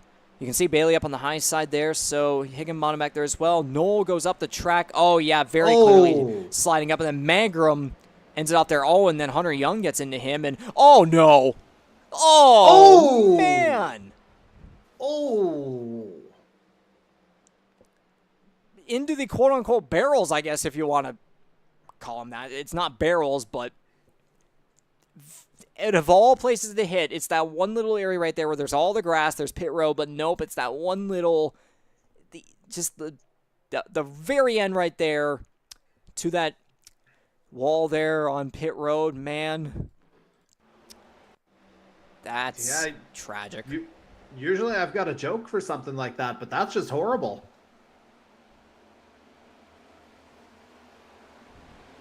Oh my God, the front end goes flying. So the number 15 Storm Surge eSports Toyota, the rookie, who again was eliminated in the round of 12. Very unfortunate incident for him right there, but again, you know, not clear, slid up the track, was probably being a little too aggressive coming off that last little restart, and also caused Andy Hurdle to go around down the back straightaway in that last incident. So not ideal, but just very unfortunate. Paytak with an incredible save, though. That may have saved the season. Absolutely it could have. And I mean, Ty Higginbotham was right there as well. He could have easily gotten collected and all that. We saw CD Mangrum very much in that pile as well, as he looks to improve on his previous season finish, which it is Mangrum. I've completely mangled it over the past month. He actually did get to the round of 8 last year, despite me absolutely sewering him. Oh man, as we get a kind of cockpit view of the Knoll incident. I'd previously said he'd been eliminated in the round of 16 despite his 3 wins. I completely had that wrong. So my bad, Leo/CD. Oh. And the just masochist in me wants it in slow motion. Yeah, you were saying mangled? Yes. Yeah. Yeah, there's the second contact from Mangrum, and yeah, oh, here we go. Now it's slow motion. Yeah, just there's the rotation. Gets the nose out in front, though. And just, head on. Incredible angle, but tragic circumstances there for the number 15. So with all that being said right there, looks like we're going to be going back to green with, I believe, 24 laps to go. By the looks of it, it'll be, yes. Yeah, and it's kind of an interesting time for that caution to come out. I wonder, like, it'll be a stretch for some of them, but I wonder if some guys may have thought that last pit stop was going to take them to the end. And it indeed was not going to, so Kyle Knoll, the aggressiveness right there, takes a hold of him in the negative manner right there. But would you look at this, though, man? You have Scott Bailey up here, who is above the cut line. Again, I would imagine likely will make it in on points, but it's that final spot. You got Matthew Patak in second. You got C.D. Mangrum in third. And Ty Higginbottom's all the way back in eighth, so he's going to have to hope for a miracle here while he's just a few points below the cut line. But here we go. Green flag, 24 laps remaining here at Auto Club Speedway. Man, this is going to get dandy. Yeah, I mean, hopefully, like, the biggest thing right now will be just hoping that everyone kind of keeps it clean from here while going, you know, as hard as possible, really. Indeed, so Bailey leading the way over Mangrum there. Patak back to third. Mangrum's going to try and dive it in there down to the inside. That's not the angle I want. There we go. Matthew Patak in third. So Mangrum's sliding up. He's going to get in barely behind Bailey. Oh, I think Bailey got a little bit loose right there. So that's actually going to help the one get to the left rear quarter panel right there. Going to try a tad bit of a side draft right there as they're also going after third. Hunter Young, how about that? After being involved in some stuff earlier, he's still up here in the third position, the number 77 Ford. Matthew Patak in behind right there, and his number 21 MBR Motorsports Chevrolet. Also sponsored by 81 Customs. For Patak right now, seeing Mangrum battling for the lead, this is an absolute nightmare, because if Mangrum wins, he upsets the balance because he's currently outside the playoff picture. Yikes. Mangrum gonna slide up in front of Bailey right there. So far, it looks like it's going to work, and he's going to go down low to try and prevent Bailey from getting a wicked draft from behind. Yeah, it was I believe it was a round-ending victory, his Talladega, or was it the opening part of, no, it was the opening part of round of 12, I believe, that he Yes, won wow, before. Bailey. Man! Very close, almost rail on the right rear quarter panel. That very well could have been contact. And would you look at this, Hunter Young trying to be an underdog here and go for his second win of the season and end of his career as well. Jason Butler's even up here. Well, look who's also made a jump. Wow, a couple Butler's of going to positions. get loose on the inside. He's going to save it. Ty Higginbottom's up here now. That's exactly where I was going Yes. with this. Like, he's right there with Patak right now. That is his immediate competition, although they're both going to be keeping a very watchful eye on C.D. Mangrum at the head Wow, of the field. Butler and Marini going to make contact along the number 12's left rear quarter panel. They're going to keep their cars straight and going. There's Ryan Gibson down low to the number 21, who keeps dropping back. Again, you said it's a huge nightmare for him, knowing that C.D. Mangrum is in the lead. And right now, the final four is looking like Ireland, MacAulay, Bailey, and Mangrum. But again, Higginbottom and Patak are going to try and do everything they can to have something here for these guys up front. As now we have 20 laps to go in the Nordic Aluminum 200 here at Auto Club Speedway, the round of 8 finale, the second to last race of Season 4 of the Canadian Motorsports Network NASCAR Series, first season on iRacing. This is absolutely huge. We saw Mangrum again back at Talladega. He made his way into the round of 8. Absolute clutch performance by him at the end of that race. And again, too, resurgence after crashing out late in the first Talladega race this season in the regular season. So this is great for him, although, yeah, so I would imagine with Mangrum it is a must-win situation. Yeah, if we apply final points, I believe I said he was 20 out going into this stage. So, yeah, very much must-win territory for Mangrum and Baum, who, I mean, he's hanging around in 9th. Might be able to find something in these last 18 laps. Who knows? Maybe we'll get another caution here. It would not be surprising whatsoever. But a guy who needs to win in order to make his way into the next round. We know how aggressive he can get. He's not afraid to do anything. And then there's Scott Bailey, who hasn't won since 2021. Again, I believe it was June. He was at the Charlotte Roval. He hasn't won in over 2 years. Again, he didn't participate in 2022, but still, it's been a long time as he's right along the rear bumper of the number one, who, again, it's ironic. The number one carrying the title sponsor of this race. He wants to make them proud. He's putting them in the spotlight as the title sponsor and also the race leader here, trying to win his way into the Final Four and also get the title sponsor some spotlight into there as well. Yeah, title sponsor might be Nordic Aluminum or Aluminium or however you want to look at it. CD Mangram's looking for a golden moment here tonight. Absolutely, as they are going at it back here as well with Hunter Young and Ty Higginbottom, who's trying to find every little inch, trying to get every position he get. He's fourth right now. I think he's slowly been making his way up in the number 97 U.S. Air Force car.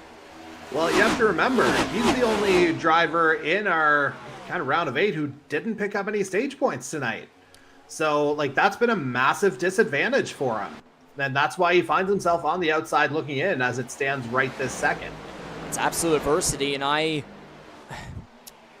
remind us again what it would look like. Let's say Bailey beats Magram to the line. What would it look like again?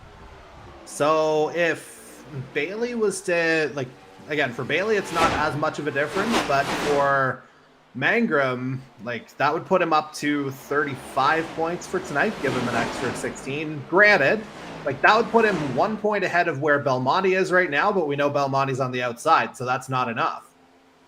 It is a must-win for Mangrum.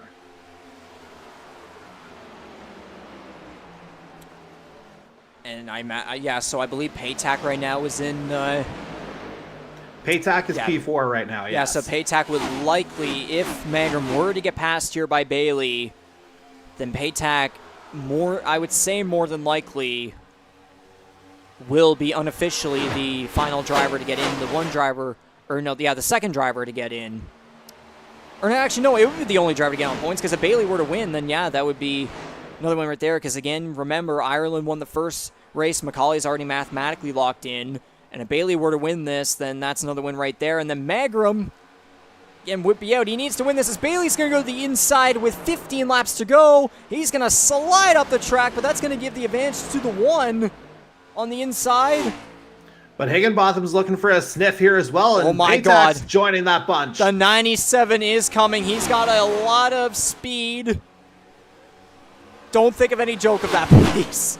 Well, I'm more looking at the 21. Paytack, oh my goodness, there's no better way we could end this race. We got 4 guys right here trying to win their way into the next round, and then one guy that needs a must-win. There's 2. There's too many things to say. I'd call Higginbotham a must-win right now based on Paytack's positioning. Higginbotham is most likely a must-win too, so that's 2 cars in a must-win situation. One guy, if he wins, he's pretty much just straight on anyways, so... a lot of stuff up here for grabs, but this is going to be potentially a finish for the ages. Again, Bailey hasn't won yet this season somehow. Again, hasn't won since 2021. CD Mangrum came in clutch in the round of 12 to make it into this round, and he's trying to be clutch again, making into the Final Four. Paytack is trying to stay in front of these guys right here and make sure that either he or Bailey wins so that he would make it in on points. And then there's the same situation kind of right here with Higginbottom, but it's more than likely must win for him as well. It gets no better than this. It gets no better than this. We got 4 guys right here, right on that cut line, all together, going for something here. And there is still, when we get to 89, I believe it's going to be 12 laps to go. Yeah, 12 laps to go here in the Nordic Aluminum 200. Higginbottom had all the speed in the world. Now it looks like Paytack might, but Higginbottom's going to get better corner exit speed right there on the high side. Paytack's going to squeeze in between Higginbottom and Mangrum. As long as Scott Bailey stays ahead, Matthew Paytack is just kind of content where he is, but he's going to have to make an absolute push here just to protect his own interests. Oh, Paytack, I believe, got into the wall off of turn 4 right there. So that slows him back to 4th, but he might have something here anyways since he's on the high side, so he might get some better corner exit speed versus the number 1 who slides in down the inside. Higginbottom also doing that as well. Bailey sticking to the high side as he will slide, the 97 will slide in behind the 88. And just making sure there's not too much going on back here. Yes, Ireland and Wolford are going at it here. Actually, Ireland's 9 laps down, so there's, that's nothing. You see Corbin MacAulay back here in 12th all alone. As Ty Higginbottom still going forward. I think he had a really good, very good corners right there through turns 3 and 4. 10 laps to go in the round of 8 finale. 3 cars all in the bunch right here with Matthew Paytack just waiting for something to happen. Higginbottom's going to try and clear the way of the 88. He's going to slide up right here to the outside. But again, I imagine Bailey will have the advantage on the high side. And how about this for a little more spice here, Riggs? As if this top 4 wasn't intense enough given what's at stake. Ty Higginbotham in Season 2, CD Mangrum in Season 3, both past Auto Club winners. Indeed so, yes. Higginbottom in 2021, Mangrum in 2022, although, again, that was my first ever broadcast with the network, and I, for whatever reason, said AJ Knickel won the race. I somehow got the schemes mixed up, similar colors, but I guess this goes to show I've made it this far. You have.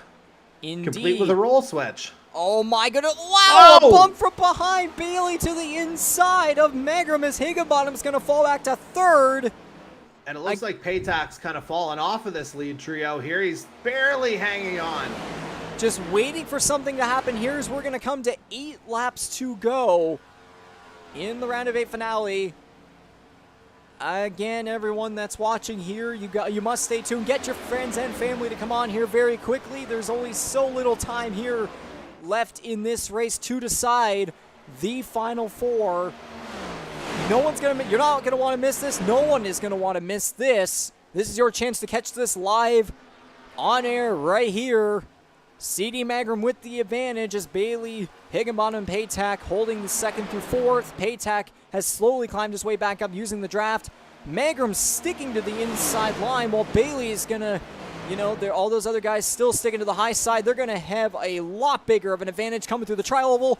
Bailey is going to have a huge run on the number 1. 7 laps to go. Bailey, I believe, may have given a bump from behind right there on the 1 as, again, the title sponsor car still leading the way. This reminds me of Carl Edwards. Again, back in 2013 at Phoenix. Race sponsors by Subway. The number 99 Subway, Roush Fenway Racing Ford won the race. So kind of similar vibes right there. I remember Jeff Gordon winning a Pepsi 400 with the number 24 Pepsi car. And Bailey's going to dive it down to the inside, try to clear Higginbottom as well. If there's no contact here, I'm going to be impressed. No contact. Bailey, a perfect dive through turns 3 and 4. He's going to take the lead, but this is going to give a huge advantage to Mangrum. We're going to see if he's going to be patient or dive down to the inside. He's going to follow Bailey to the inside as Matthew Paytack going to try to use the high side here. He was in 4th. It looked like he was going to drop back, but no, he's right back in it. At a very good time right here. Bailey is going to lead the way now by almost 2/10. Paytack back up to 2nd. Mangrum and Higginbottom are going to go out for 3rd. There's nothing better than this kind of racing right here. Nothing better. Just nothing better. That's the that's the only way I can put it. Yeah, and I mean, these 4 guys, they're guys who know what they're doing. And I mean, you've even got Ryan Gibson trying to join into this fight as well. Season 1 champion in his own right. But really, again, it is about these top 4 here. And again, we've talked about the various storylines between all of them. You got, Scott Bailey, who's just dying for a victory right now. He's there right now. Matthew Paytack looking to get a little insurance here as we're getting really close to the wall. Mangrum is starting to fall back. I think his tire usage may have gotten in. But look at this. We might almost go 3 wide diving for the race lead. Just Higginbottom's going to get in here. And all these cars, I think, may have been wasting their tire so much because look at this. The number 23 of Ryan Gibson is out of nowhere starting to catch up, maybe challenge these guys to something. 10 miles to greatness here, boys. It's going to be a 5-car battle for the lead with 4 laps to go. What in the world is any of this? Is Bailey still trying to use that high side? Higginbottom is going to follow him in to try and get some draft. 3 wide for the second position. Magrum still trying to keep up with these guys. Higginbottom swerving back and forth to stay in line with Bailey. Magrum's going to squeeze in between Paytack and Gibson. Yeah, Gibby's right in this line here. Like, he could upset the balance here a little bit, because if he manages to win, that throws things off for CD Magrum. Absolute must-win territory for him. Indeed so. It's 5 cars within a bubble right here. Any mistake any of these guys may make will be absolutely catastrophic. Although, again, for Bailey, though, he's pretty much, he was pretty much locked in. But, Yeah. again, though, he's still going to want to get that win because, again, he hasn't, we're going to keep saying it over and over again. He hasn't won in 2 years. He wants that win, and I personally, we'll say both of us. The both of us have been absolutely shocked that he hasn't won a race yet. And this right here seems to be his perfect opportunity. But again, Ty Higginbottom, Matthew Paytack looking to find some form of a miracle here behind the 88. 2 laps to go. And the Nordic Aluminum 200, the round of 8 finale. If Higginbottom doesn't win, it's all but Matthew Paytack that's going to get in on points in that 4th position. CD Magrum right now looks like he's all well but done here. So the clutch factor will not come into play again unless these 3 guys get together somehow. It's not looking like it at the moment. But again, anything's possible. Ty Higginbottom going to dive down to the inside, maybe try to slide up against the 88. But again, Bailey's going to have more the advantage. Oh, there's contact! Whoa. I was Paytack! Oh my gosh. Paytack's going to now take the advantage. Higginbottom's going to fall back. White flag. Final lap. Paytack's going to try and get his 2nd win of the season here against the 88. Both cars on the high side. If these 2 get together, Ty Higginbottom and CD Magrum will be waiting to try and take advantage with their must-win situations. Paytack's going to want to all but hope for a good run here, or even try to dive down low on the 88, who is looking again finally for that first win since 2021 and that first win this season that he somehow still hasn't gotten. Turns 3 and 4 for the final time. The number 88 MVR Motorsports Chevrolet of Scott Bailey is going to come to the line. He's going to win the round of 8 finale here at Auto Club Speedway.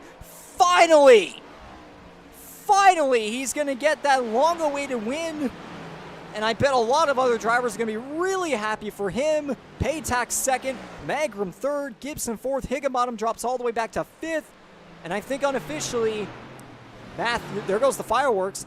Matthew Paytack is unofficially your 4th driver to make the championship 4. Yeah, I mean, I've got the numbers here right in front of me. The final gap is going to wind up being 10 points by the looks of it between Paytack and Higginbottom at the end. Oh, that's Gibby spinning. Don't think there's anything malicious in that. Stuff happening.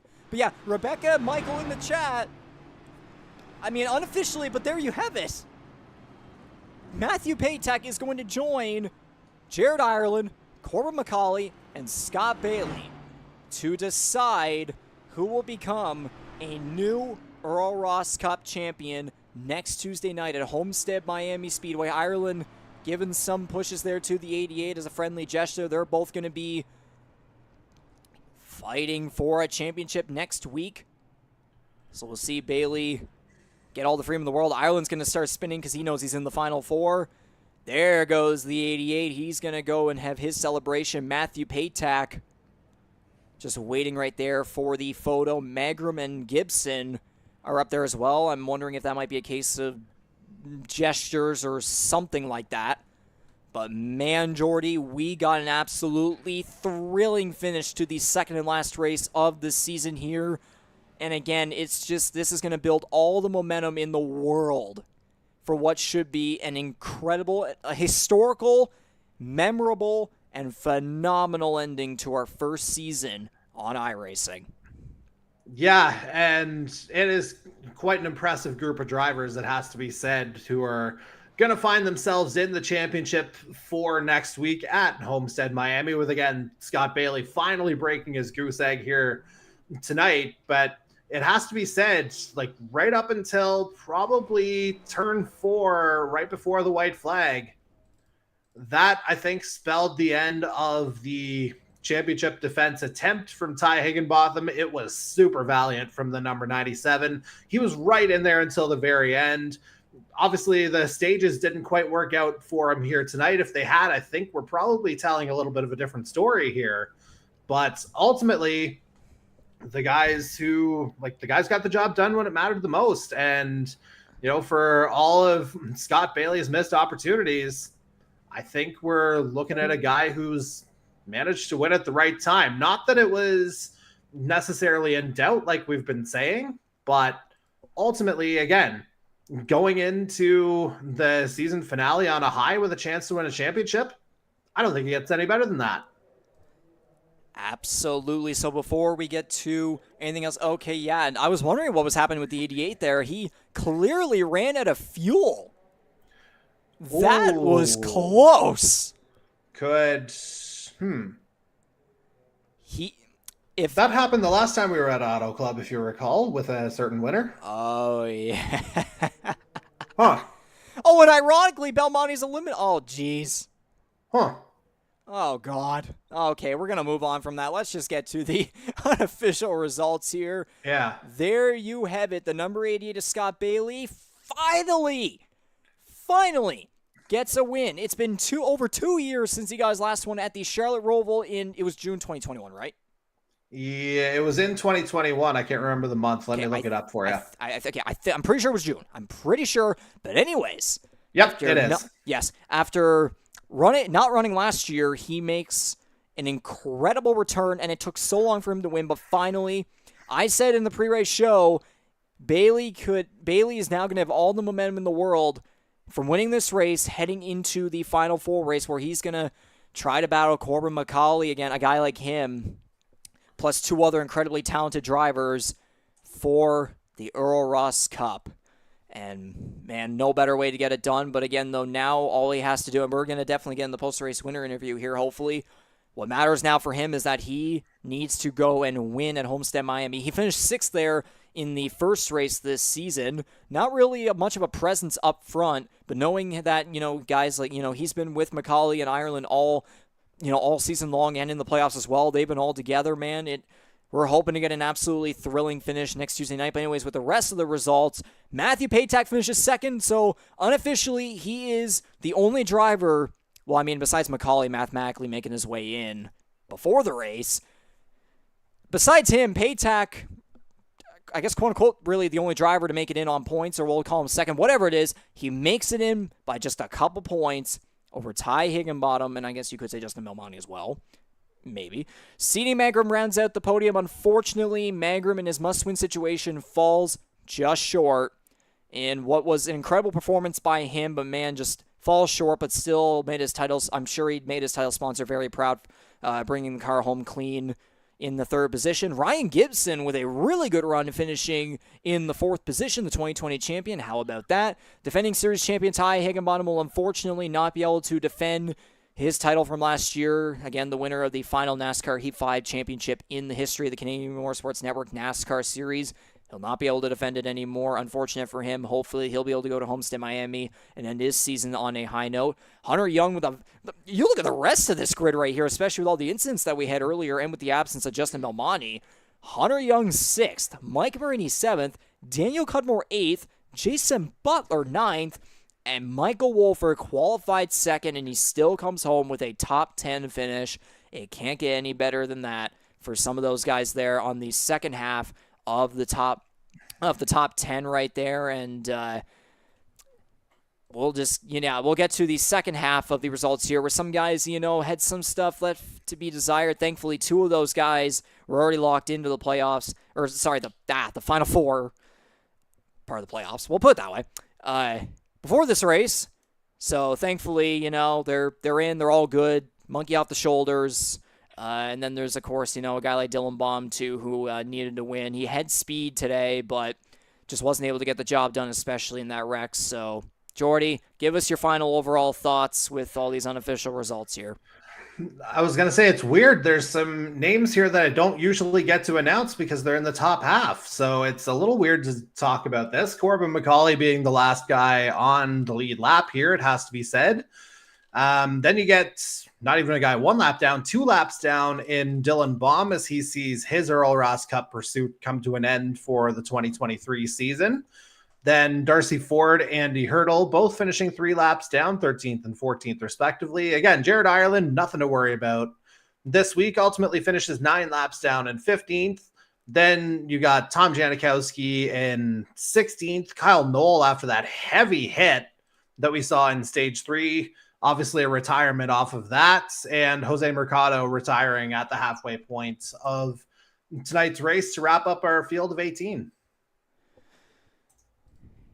Indeed so, and you know what is... let's see if maybe we can finally get to see your face. Nope. And I even refreshed my side of things, so I'm not sure what's going on. I know I was audible, which is good. Yeah, we'll just go back to the race action. We'll just kind of get some of the scenic views here at Auto Club Speedway. Yeah. But Jordy, unofficially your championship for Jared Ireland, Corbin MacAulay, Scott Bailey, Matthew Paytak. Thoughts? Yeah, and looking at the numbers I see here, just going to look at this other message to get the official stage results just to confirm that one thing. And yeah, we can go ahead and confirm that. So ultimately 10 points being the gap between Paytak and Higginbotham right at the bubble. And I mean, those last 13 to 15 laps, like I'd say, you know, a couple of weeks ago, I think I called it the best finish that we've seen in the series. This is up there for sure. And again, I think it's just goes to show like just how much more these races mean as we progress here. And again, you've got Scott Bailey finally breaking that goose egg after so long. So many instances where he was the proverbial bridesmaid, finally the one in the spotlight tonight. Absolutely, absolutely. No doubt whatsoever that this Final Four that we're going to get here heading into the championship finale at Homestead-Miami Speedway next Tuesday night. There's no doubt in my mind, even in your mind, Jordy, that this could very well be the greatest championship finale that we have ever seen in the history of the Canadian Motorsports Network NASCAR Series. Yeah, your reaction right there. Yeah, it's it'll be tough for them to top season 2, but I think all 4 of these guys are going to be together for the majority of the evening. It has to be said. I am very much looking forward to this. And especially for a guy like Matthew Paytak, too, you know, he's had an up-and-down season. He's had a lot of misfortune with moments that have been not of his fault, and he fights all that adversity here, finishing second, which slightly up over that third-place finish that he got at Auto Club in the first race there this season. It was the second race of the overall season, round 2 of 20. Moves up 1 spot, and what do you know, fights all that adversity. He's in the Final Four.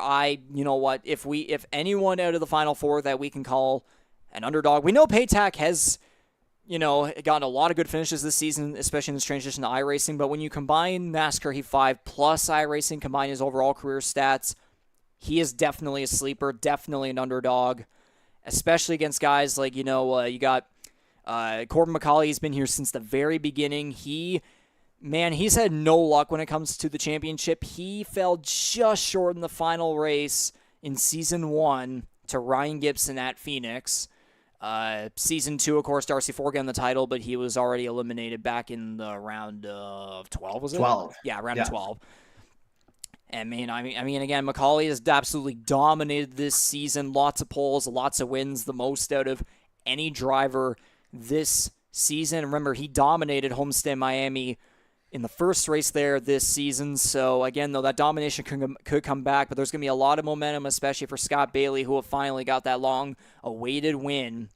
I mean, Bailey's been good in the past, but he hasn't been close to championship glory just yet. He got a lot of wins back in Season 1, but again, hasn't gotten that close enough to championship glory. This right here, this next Tuesday night is going to be his biggest opportunity yet to finally come through and get that title. But man, There's also, again, rookie Jared Ireland, who has come into this series. Like, incredible rookie campaign for him. Still second in the rookie points altogether, because again, we're still going through all those overall point standings outside the playoffs. So, Yeah, but I mean, I think he overtakes Belmonte tonight. well, yeah, that's the thing. He could very well overtake him tonight. We'll have to wait and see whenever an update comes out on our social media pages later this week. But again, though, guy since the very beginning, someone who didn't race last season, he's been very good. His entire career has been very good whenever he has raced this season. Hasn't won until now. And then Matthew Pate, and then again, Jared Ireland with 3 wins. He's got momentum. He's done very well here in the playoffs. And then Matthew Patak has fought a bunch of adversity this season, but he's gotten a lot of good finishes. Definitely a sleeper/underdog. There are many ways we could possibly put next Tuesday night, but I think the best way to put it is, for you, the fans, you cannot miss it whatsoever. 7:30 p.m. Eastern, that's when we started. But, Jordy, I believe that's going to do it for us. I'm going to try and get a interview here finally. I'm going to keep saying that word. I'm going to say with him, too, if we can get the interview with him. The number 88 is Scott Bailey. I'm going to try and clock him in right here. I think I may have heard a notification right there. Yes, he is, in fact, in the Discord chat. So, with all that being said, Jordy, thank you very much for being here. Once again, it was great to see you after being absent, of course, last Tuesday night. We sincerely will need you for next Tuesday night for the championship finale, and there's no doubt you're going to be there to provide some. Again, we're not going to need math anymore. It's pretty much whoever finishes in front is the champion, which, again, even better. You're going to get a bit of a break right there, basically. So, yeah, man, we'll see you then, and just buckle up. This is going to be history in the making. It's going to be absolutely thrilling. No one's going to want to miss it. You're not going to miss it. I'm not going to want to miss it. We will see you then. Prepare your butt. Let's ride, boys. Let's ride. Thank you very much, man. All right.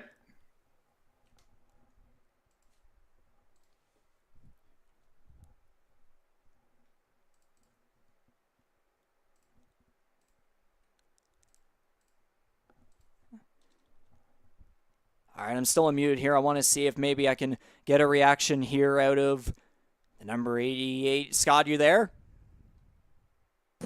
Yeah, I got you. Give me that one more time, buddy. Yeah, I got you. Can you hear me? All right, yep. I got you, man. But finally, finally. It's been so long. 2 years. You didn't even race last season. You came back this year. A hell of a return. You had a top 10 finish for 15 races in a row, and so many runner-up finishes. My gosh, I was waiting at some point to finally interview you. This has been long overdue, long awaited, man. Scott, you won your way into the Final Four. How does it feel? It feels awesome. I mean, like you said, it's been a long time coming. Had a lot of speed this year, and just for whatever reason, something would happen, and I'd finish second, third, whatever it was. But it was starting to get frustrating.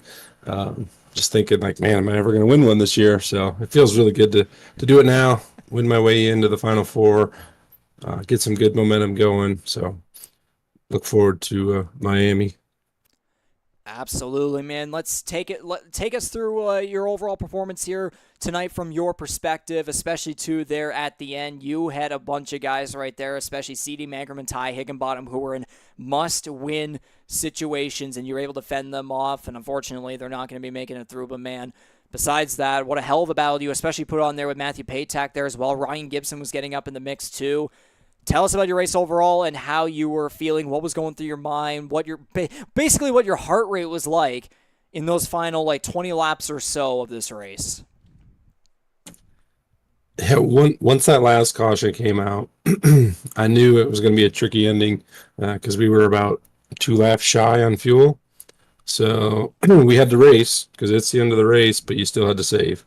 So you could just tell guys were saving a couple laps and then pushing and saving a couple laps and pushing. So we were kind of jockeying back and forth, trying to give each other room. And I mean, it was just who's going to have enough at the end, who saved enough to be able to push it the last 2 laps, last 3 laps, without having to save. So it was pretty intense. It was fun though, trying to keep it clean. I knew those guys were really desperate to win, so I didn't want to get too racy with them because I knew they would be willing to push it. I don't think I had to win to get in, but I wanted to be aware, of the guys around me too. Absolutely, no, you didn't. You did not need to win to get in. You had plenty of points, but I mean, no.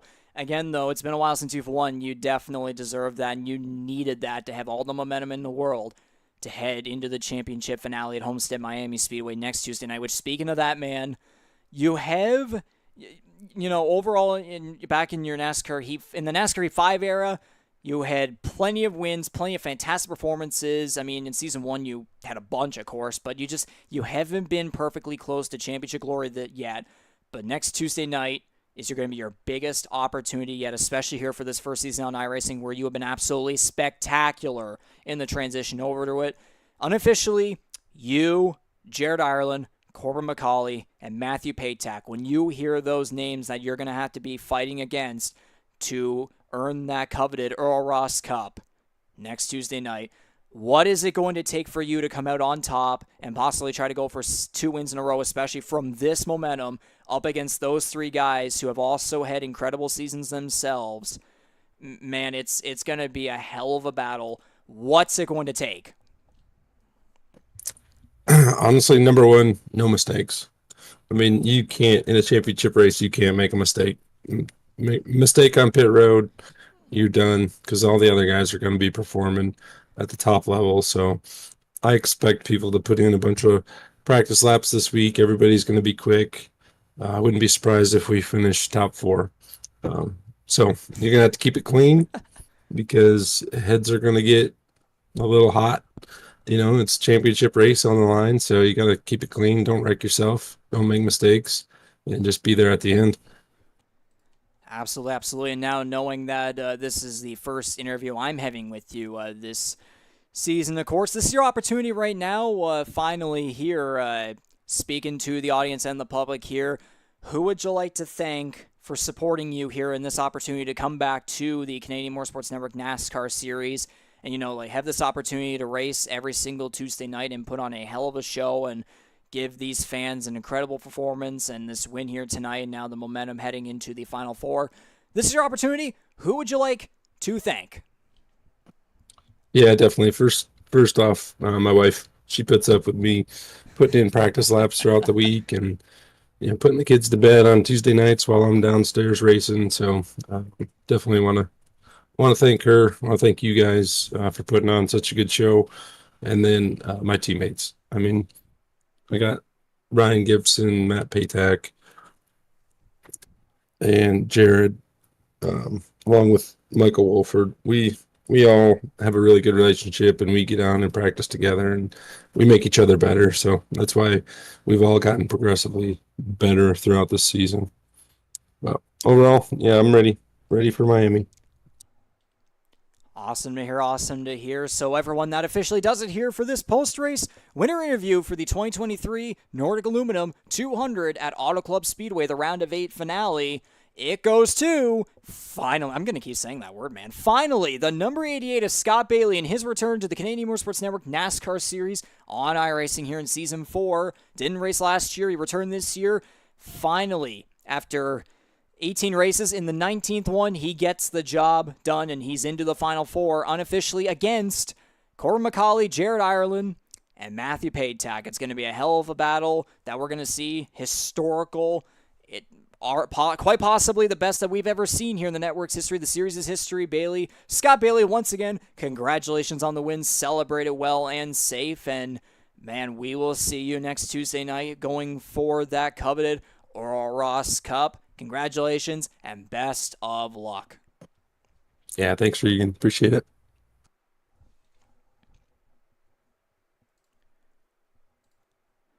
And so with that officially does it right here for tonight's race, around 19 of 20.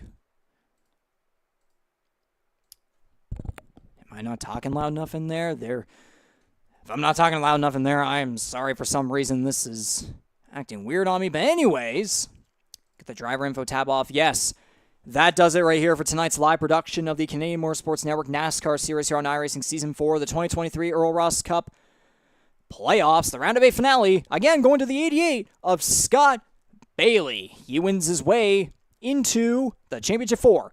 Listen to these names again. I will keep saying it over and over again. Jared Ireland, Corbin MacAulay, Scott Bailey, Matthew Patek. Those are unofficially your 4 drivers that will be fighting for the 4th Earl Ross Cup in history. None of them have won ever in the history of the series, so we are going to get a new champion in the history books.